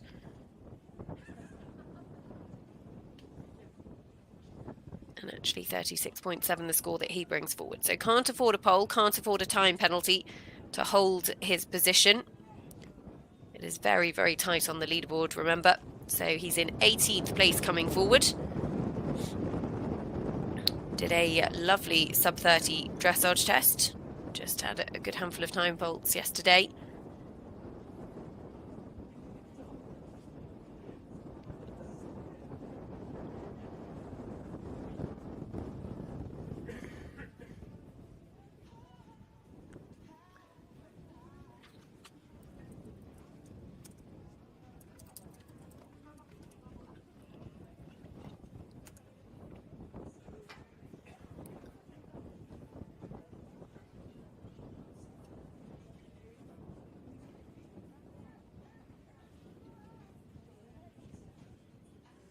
Cathal also has been doing a good bit of show jumping over the last couple of years as well. Will stand him in good stead, always on the final day of an eventing competition, because when you're exposed to some of the pure show jumping tracks, there's so much technicality. You learn to ride so many different types of lines, and they tend to look pretty small as well. So, very nicely done. Very quickly done. Cathal Daniels, Shannondale Mika, fastest in the show jumping round for certain. That was a very, very classy round. 36.7. He will finish 18th or better. And he is now the one to beat. So we've got some 17 combinations left to come forwards. The one to beat, Cathal Daniels, Shannondale Mika, 36.7. We've got a whole host of French flags, 4 of them in total still to go. The first of them comes forward now, Christopher Cease, Global Elamaya. Christopher, who was part of the French team that won a team bronze in Tokyo, individually finished inside the top 10 in 7th with Totem de Bressy. 36.4 his score coming forward. So again, just 0.2 ahead of Cahill. Can't afford a rail to hold his spot. Can't afford even a time penalty.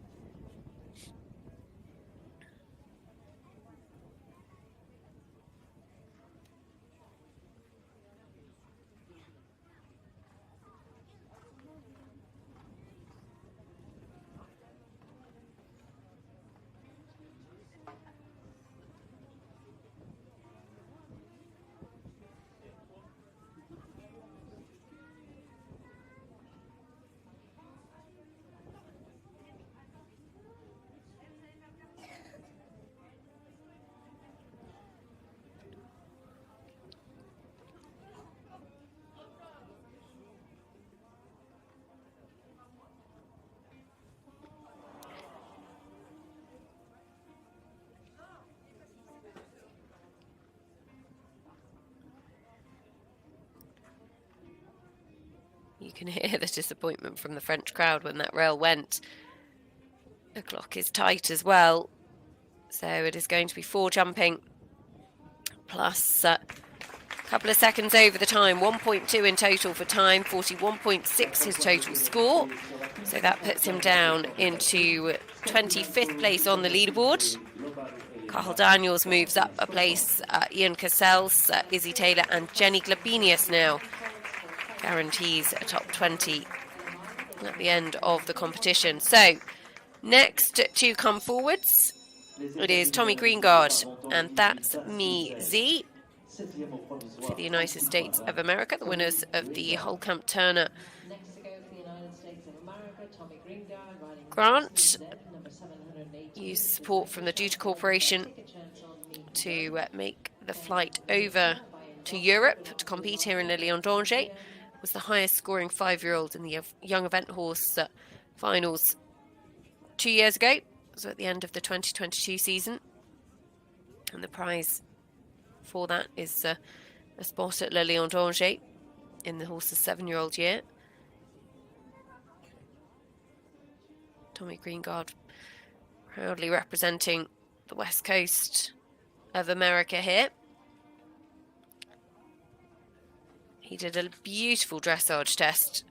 Just picked up a few time penalties cross country, which was a shame. And the horse worked hard for him down that combination.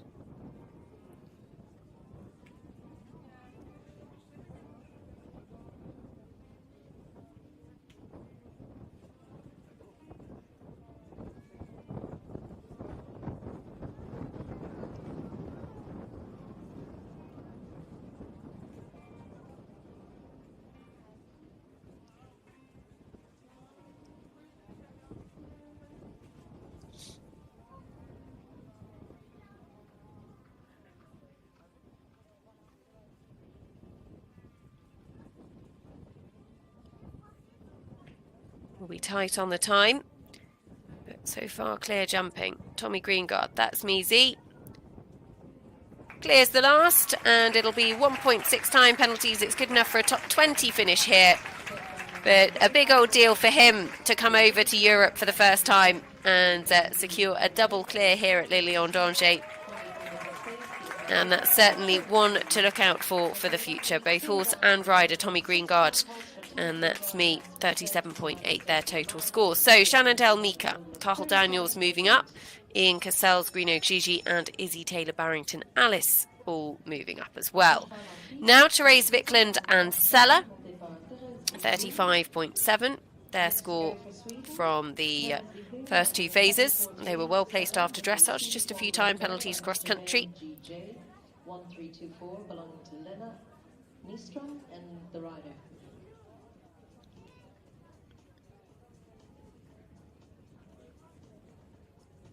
Safe to say Sella can jump. Combination were 4th here, I think it was last year. Whew. Really used herself through that combination, the mat. They were 4th here last year in the 6-year-old division.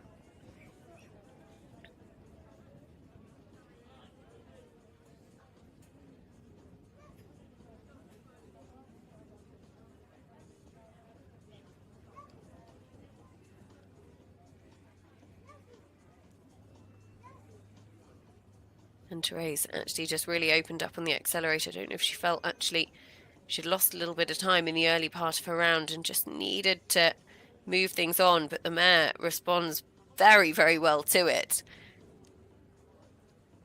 It'll probably be a lot of fun to ride in a jump off, to be fair.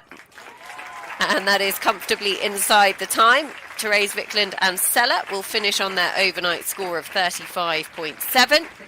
And that is the score to beat. So, top 15 guaranteed for Sella.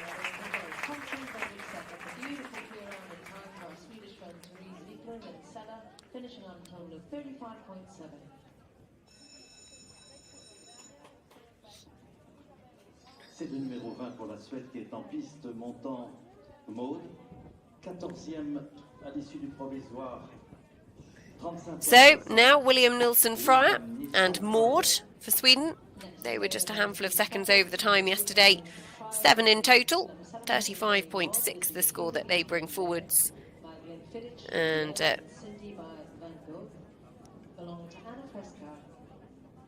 also owned by Anna Fresgaard, who of course had that brilliant podium finish in the 6-year-old division a little bit earlier on today with Clawfinger.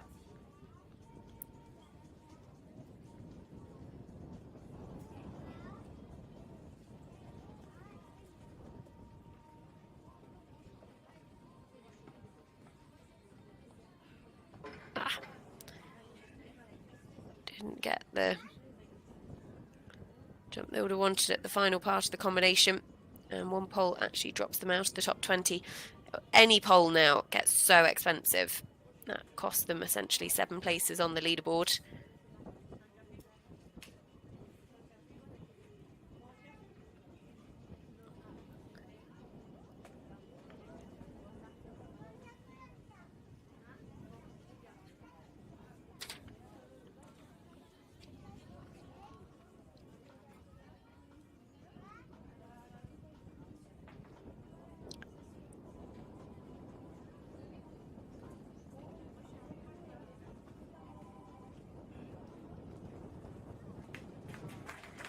So through the finish, William Nilsson Fryer and Maud, 45.6 their total score. Unfortunately, a couple of rails and some time drops them out of the top 20.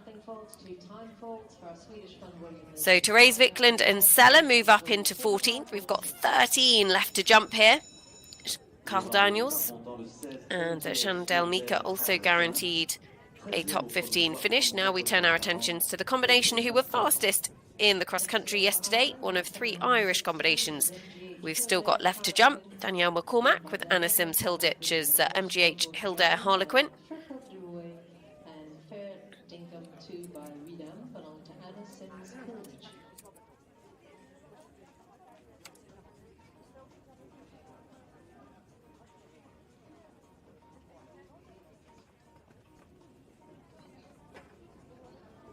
Had a bit of luck in the middle part of the combination.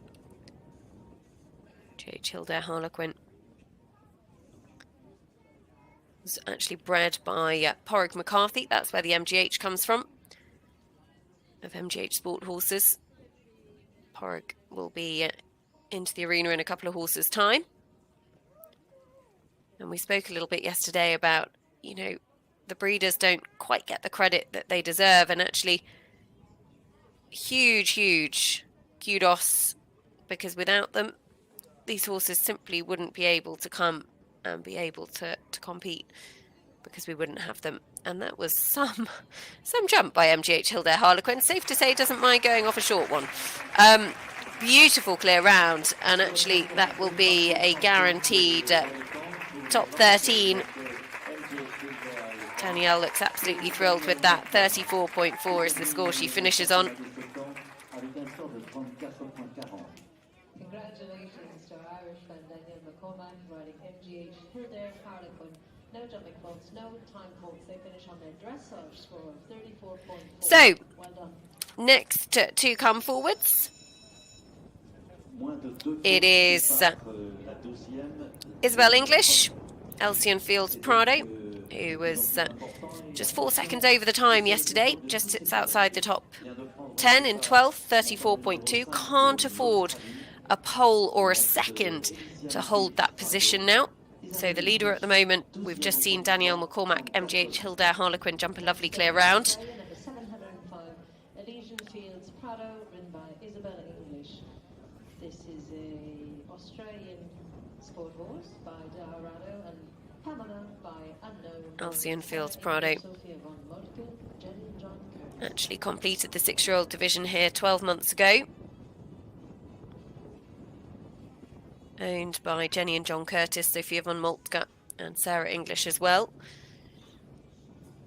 Another by Diorado.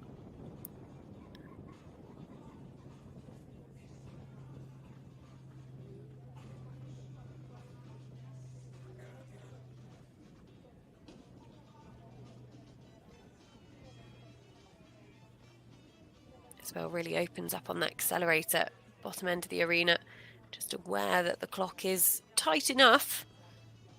You can't hang around. And she can't afford a time fault either. Just the one to go. Isabel English, Elysian Fields Prado.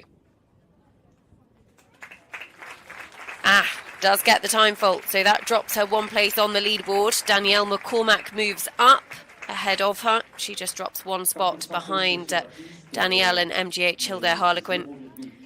And then next to go will be Porrig McCarthy for Ireland as well.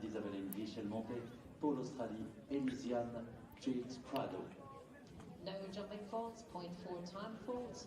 So that leaves our Australian couple, Isabel English and Elysian Fields Prado, on a total of 34.6. C'est l'Irlande à nouveau en piste montant le 50 Kilroy Tiger. So now it is Porrig McCarthy. Kilroy Tiger by Hype. Out of a mare called Cool Current Imp, who's by Master Imp, owned by Di Brunston and Peter Cattell. Di and Pete, who massive supporters of the sport, huge fans of the sport, and have been long-standing owners of the sport for a very long time. Had horses with the likes of Sir Mark Todd. Has the wall. And one pole is pretty costly on the leaderboard, unfortunately.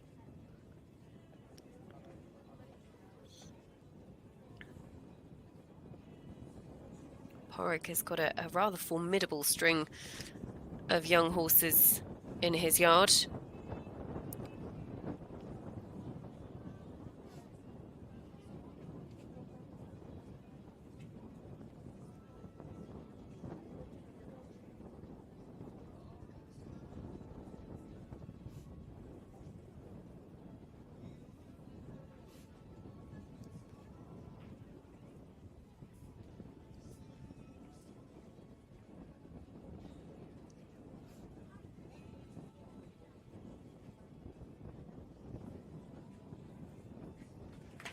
So just one pole down, one time penalty as well.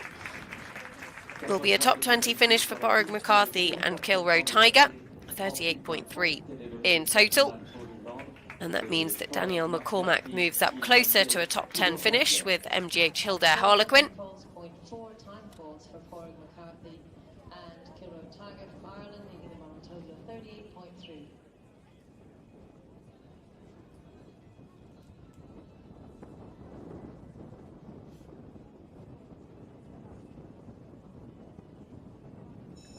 Next to go, it is Alexis Guri and Hachi Deloge. On a score of 33.4, we're into the top 10 now in 10th overnight.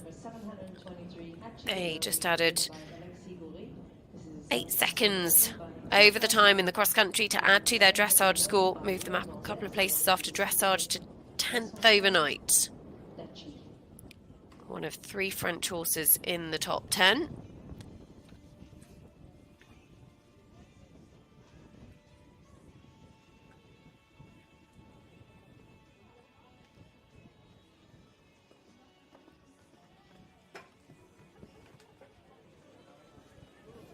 Oof.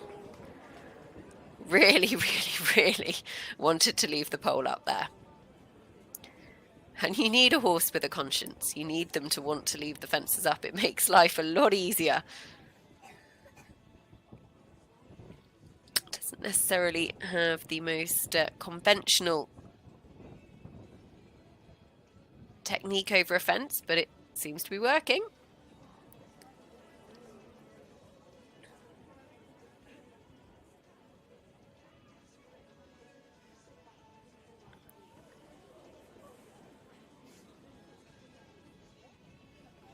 So just the last to go. Time is going to be tight. We'll get a time penalty. And Alexis Guri, Hachide Loge, 1.2 time in total. You can see he's absolutely thrilled with that, but 34.6. And will be just outside the top 10. Could well still move up inside the top 10, though, given how tight these scores are. 34.4, Danielle McCormack, and MGH Hilda Harlequin is still the score to beat.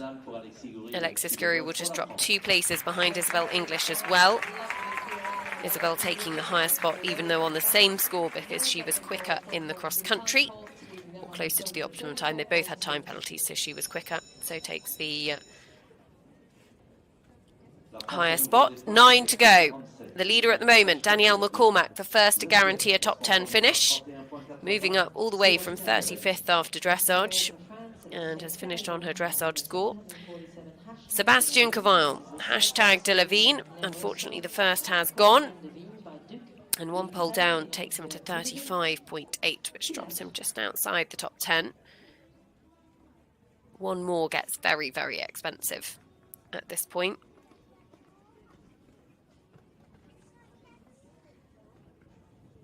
Hashtag de la Vigne, one of a number of horses that the mare Corrigan de Vigne had, owned by Ludovic Filatre.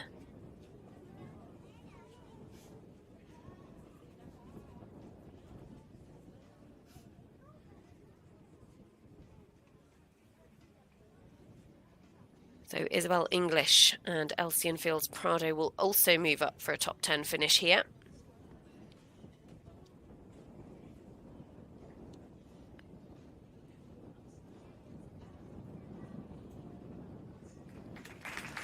And he comes home inside the time, so will be a top 20 for Sebastian Cavall, hashtag de la Vigne, 39.8 in total. Danielle McCormack, still the one that leads the way, 34.4. Next to go, Ian Cassells and Bridget McGing's Inquisitor.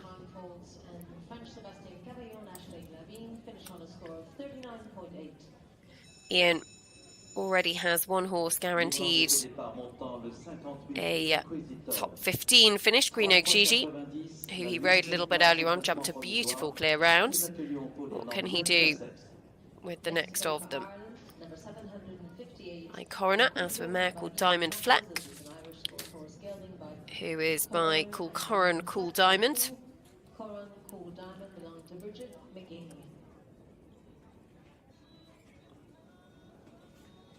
Ian, 30 years of age, ranked inside the world's top 70. Another that could finish on his dressage score. Inquisitor, 5th at Lisgarven in the 3-star there. Has 5 international starts to his name. Unfortunately, the middle part of the combination has gone. That drops him just outside the top 10 at the moment. And as I said for Sebastian, 1 pole down is not as expensive. Only drops you a couple of places. 2 poles makes it more like 8 or 9 more.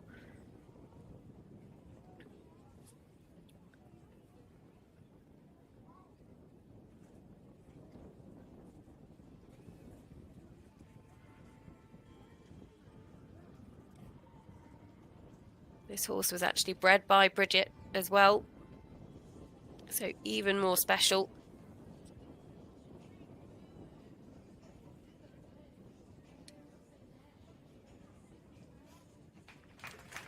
And just the 1 pole down for Inquisitor. They'll finish just outside the top 10 as things stand at the moment, but Ian, 2 inside the top 15. So it's 4 jumping faults, no time faults for Irishman Ian Castles and Inquisitor, finishing on a total of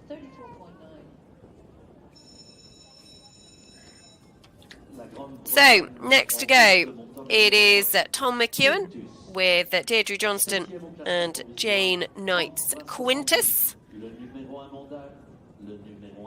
by Quibery 3 out of a Gardas Limbus mare called Dakota.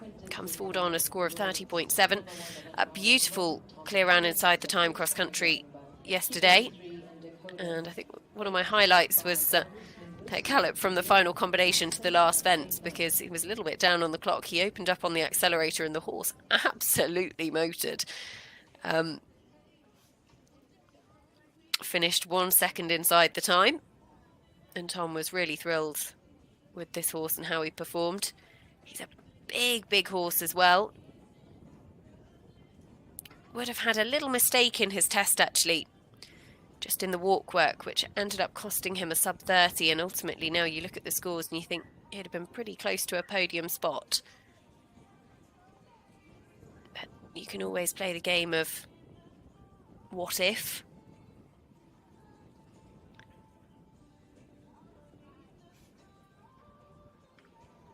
Doesn't give his fences a lot of height, and then that caught up with him coming out of the double of verticals. Still sits in the top 10.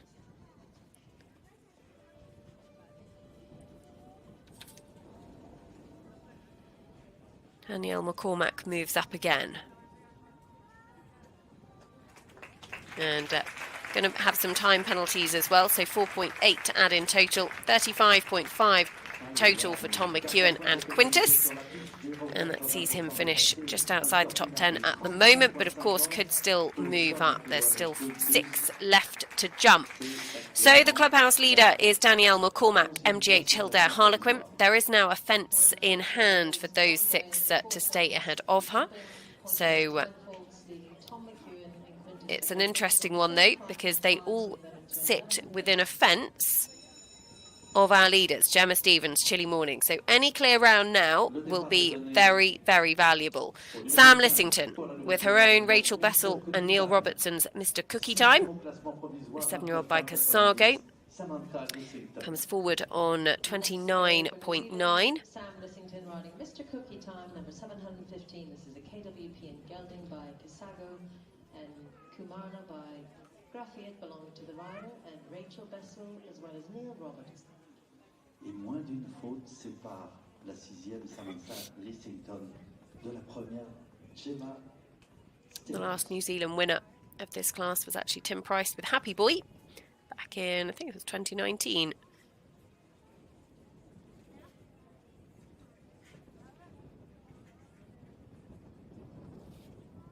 Happy Boy, of course, just having recently won Blenheim, the long format there.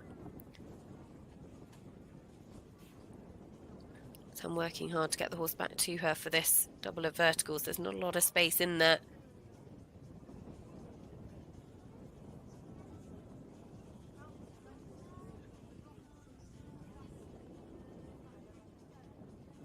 Clock looks okay.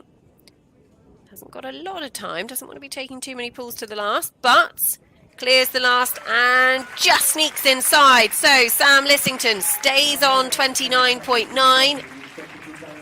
And that is now the score to beat. Danielle McCormack goes second. MGH Hildare Harlequin. 29.9 is the one to beat. La pression est sur les épaules de Yulia Krajewski et de Chilly Morning pour l'Allemagne. 5e avec 29,80. Pas droit à l'erreur. Fantastically around in the time for Sam. So 5 left to jump. Yulia Krajewski, the first of the 2 Chilly Morning clones. Chilly Morning the second, owned by Chris and Lisa Stone on 29.8. Could not afford a pole, could not afford a second over the time to hold their position. One rail would drop them just 1 place on the leaderboard though. But if they're clear, they're within a fence of the podium. Ah. That ball has gone down a few times today, to be fair.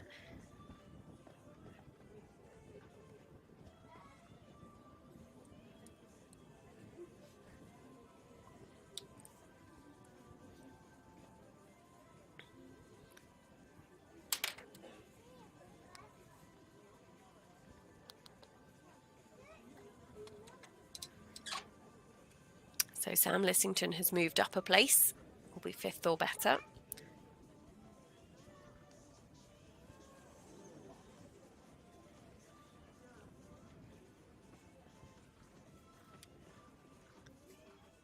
Julia Krajewski, Chilly Morning. Coming down this final line. 1 pole down, they're still guaranteed a top 6 finish. Will be close to the time and just sneak a time fault as well. It doesn't matter in terms of the placing, 34.2.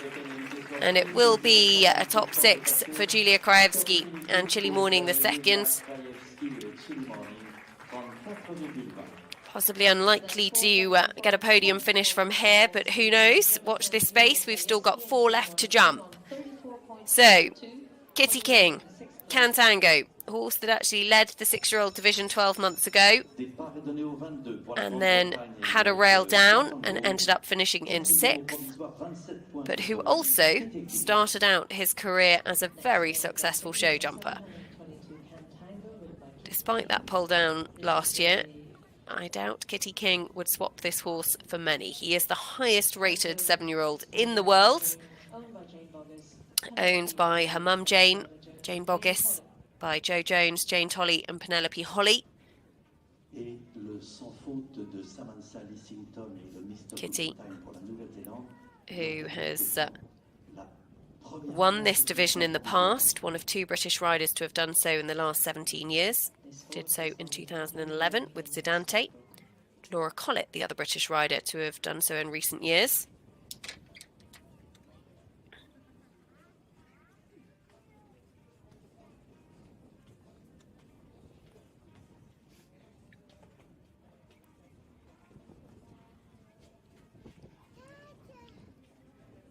He was very classy in the cross country yesterday.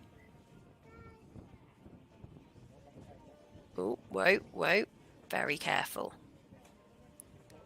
Kitty on 27.9. She's within a rail of the podium, so if she jumps clear inside the time, any of the top 3 have a rail, or to be fair, a time fault or 2, she would be guaranteed a medal. Kitty King, Cantango at the final fence. Putting to rights 12 months ago. She loves it here in Le Lion d'Angers. The French crowd know they have seen something special. 27.9, that is the score to beat Kitty King Cantango. So, 3 left to go. Can't afford a fence down to hold on ahead of Kitty King on the podium. So this is how things sit at the moment. Kitty King Cantango 27.9. Sam Lissington, Mr. Cookie Time 29.9. They're the top 2. Julia Krajewski rounding out the top 3 at the moment, but a little further back on 34.2. So Lizzie Boff, Calada Spice 27.8. Cannot afford a rail, cannot afford a time fault to stay ahead of Kitty King and Cantango. If she has either of those things, Kitty King is guaranteed a medal. If Lizzie Boff jumps clear and inside the time, Lizzie is guaranteed a medal.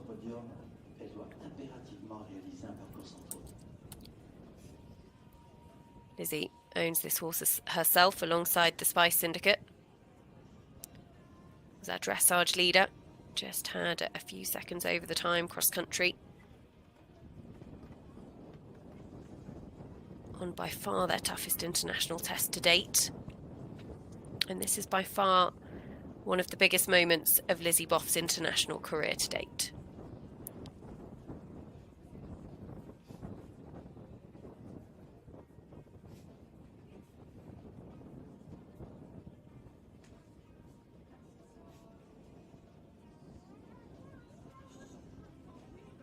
Careful through the double of verticals.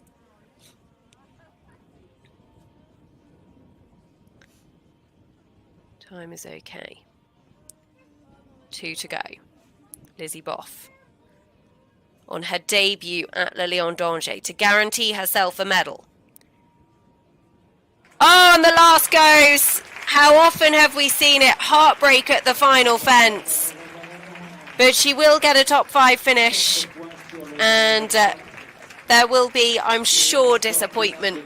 But actually there will be a huge amount of excitement around this combination for the future as well, because while it hasn't all totally gone to plan, it has been almost a foot perfect weekend, and 1 rail down. That means that Kitty King is guaranteed a podium spot. Lizzie Boff moves below Sam Lissington, so at the moment it is Kitty King, Sam Lissington, Lizzie Boff.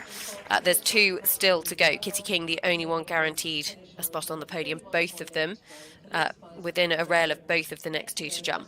Astier Nicolas, who won this class back in 2017 with Alert Amalib Or, comes forward with Ichcote de Coudray, owned by Astier alongside Eric Hostallery on 27.2. Prepare for the French crowd to go absolutely wild if he produces a clear. He's on 27.2, Kitty on 27.9, so he can be 1 second over the time, but nothing more. You wouldn't want to be taking that risk. He'd be planning to go inside.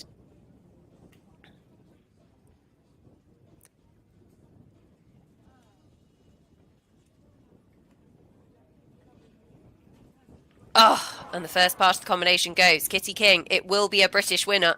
Gemma Stevens or Kitty King will take the title here in Le Lion d'Angers. Astier stays ahead of Lizzie Boff. Still has the chance of a podium. Time will be tight. Sneaks just outside actually, but it doesn't matter. Just the 1 rail down, so 31.6. And that is the score that will see him drop a couple of places on the leaderboard.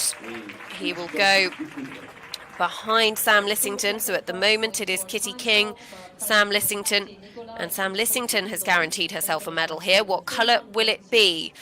Gemma Stevens and Chile Morning the 4th are the last to jump here. Our overnight leaders were phenomenal in the cross-country yesterday, the second of the Chile Morning clones. The 4th of them, but the second that we've seen. It gets very confusing. 26.2, the score that they bring forwards. Kitty King, 27.9, so can't afford a rail. If she has a rail, she stays on the podium because she will go to 30.2, and that would still be good enough to keep her ahead of Astier.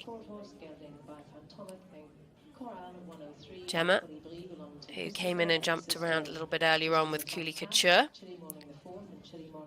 does a lot of pure jumping, which obviously helps get your eye in. It's very different jumping a horse the day after they've run cross country for 9 and a bit minutes, but can't hurt.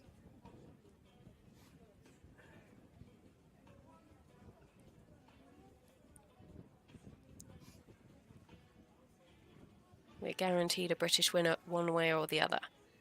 Laura Collett was the last British winner. Mr. Bass back in 2015. Whoop. Gets through the double of verticals.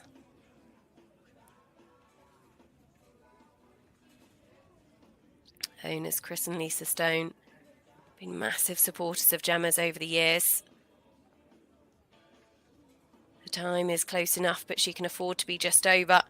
Gemma Stevens, and that is going to be victory for her. She checks back over her shoulder just to check the clock, but she has won the 7-year-old title here in Le Lion d'Angers for the very first time in her career.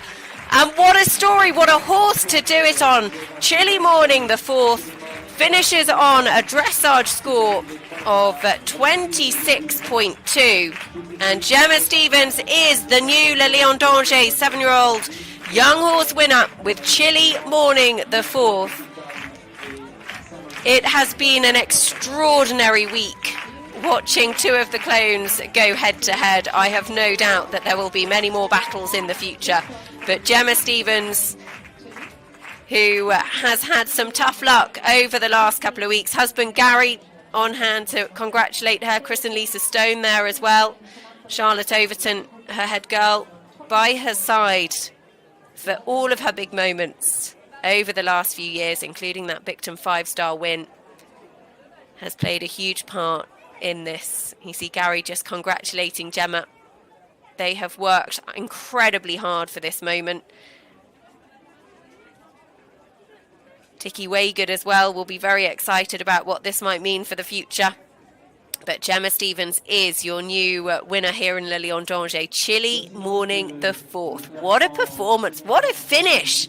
This has been such a roller coaster, but it has been an absolutely pulsating watch. We do hope you've enjoyed following along with all of the coverage. Gemma Stevens, Chilly morning the 4th, taking the win here on their dressage score of 26.2, ahead of Kitty King and Cantango, who also looks to be a real star of the future, in second. Sam Lissington, Mr. Cookie Time, a first Le Lion d'Angers medal for her, in third for New Zealand. Astier Nicolas, best of the home side, just dropping off the podium with a pole down. Hitchcote to Coudray certainly looks very, very smart as well. Lizzie Boff and Julia Krajewski rounding out the top 6. Danielle McCormack moving up from 35th after dressage to finish in eventual 7th.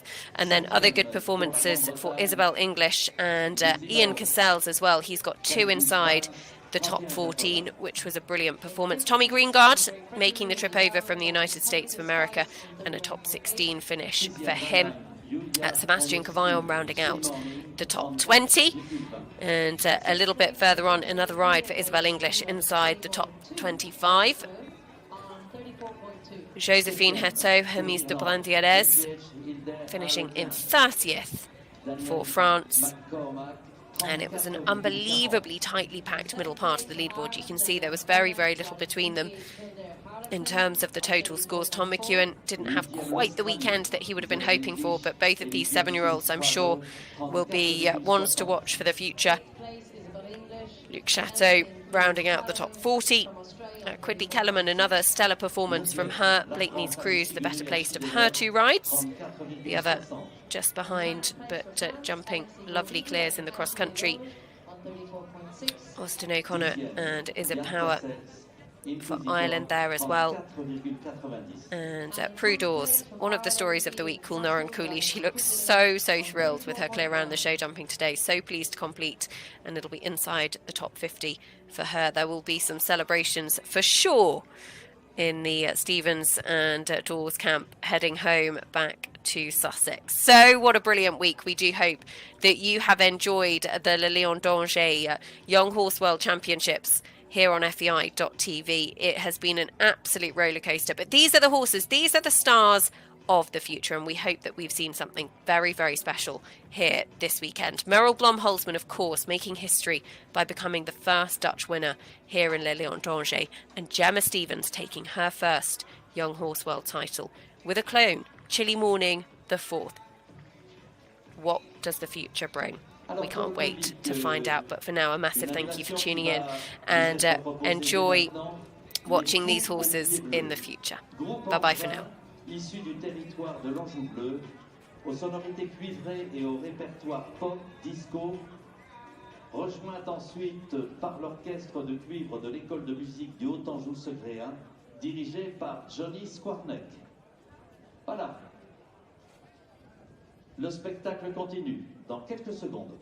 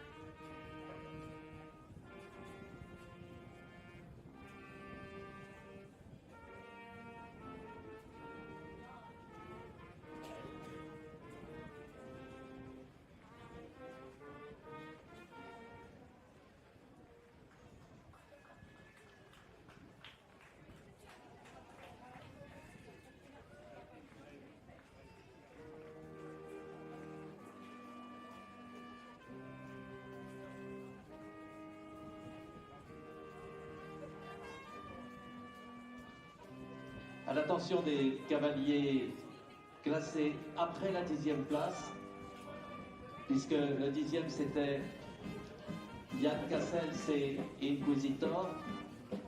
11e, Tom McEwan, Quintus pour la Grande-Bretagne, 35-50.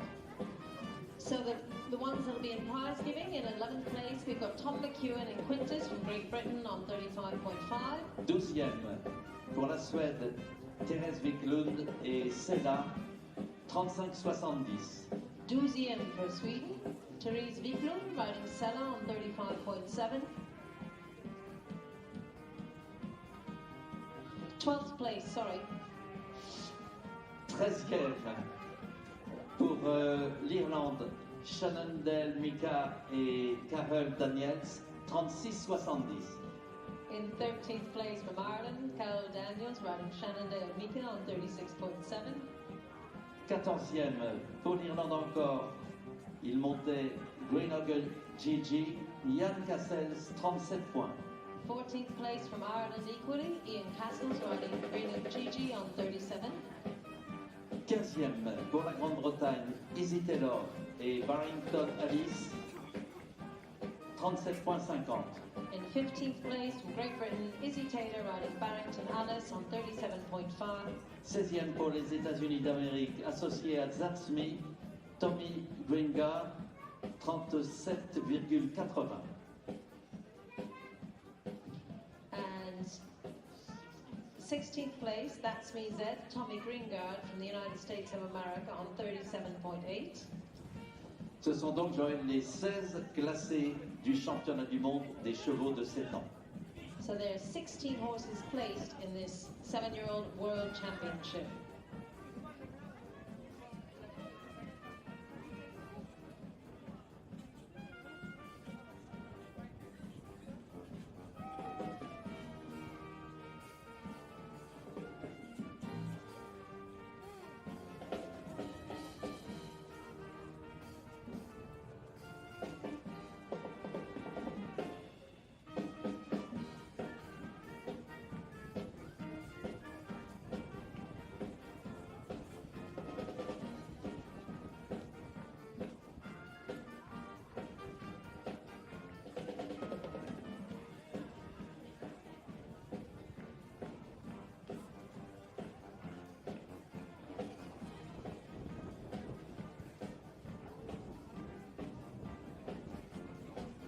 So prize giving for the 6-year-olds, the ones that are placed in this World Championship competition. The winner, of course, Marlene Holzman and Killer Queen from the Netherlands on 25.1. Second place, Max Warburton from Great Britain on Norway Van der Haar, 28.8. Third place, Anna Fresca from Sweden, riding Clawfinger, 31.5. Fourth place from Germany, Anne Kathleen Bierland, riding Dia Condiva FRH on 33. Fifth place from the United States of America, Foley Bon Oliva, Hallie Coon on 33.7. Sixth place from New Zealand, Very Good Goddy, ridden by Janelle Price on 34.1. Seventh place from Belgium, Hand in Glove TBZ, Loin Thies on 37.3. Eighth place from Germany, Kasparo 12, ridden by Calvin Buffman on 38.4.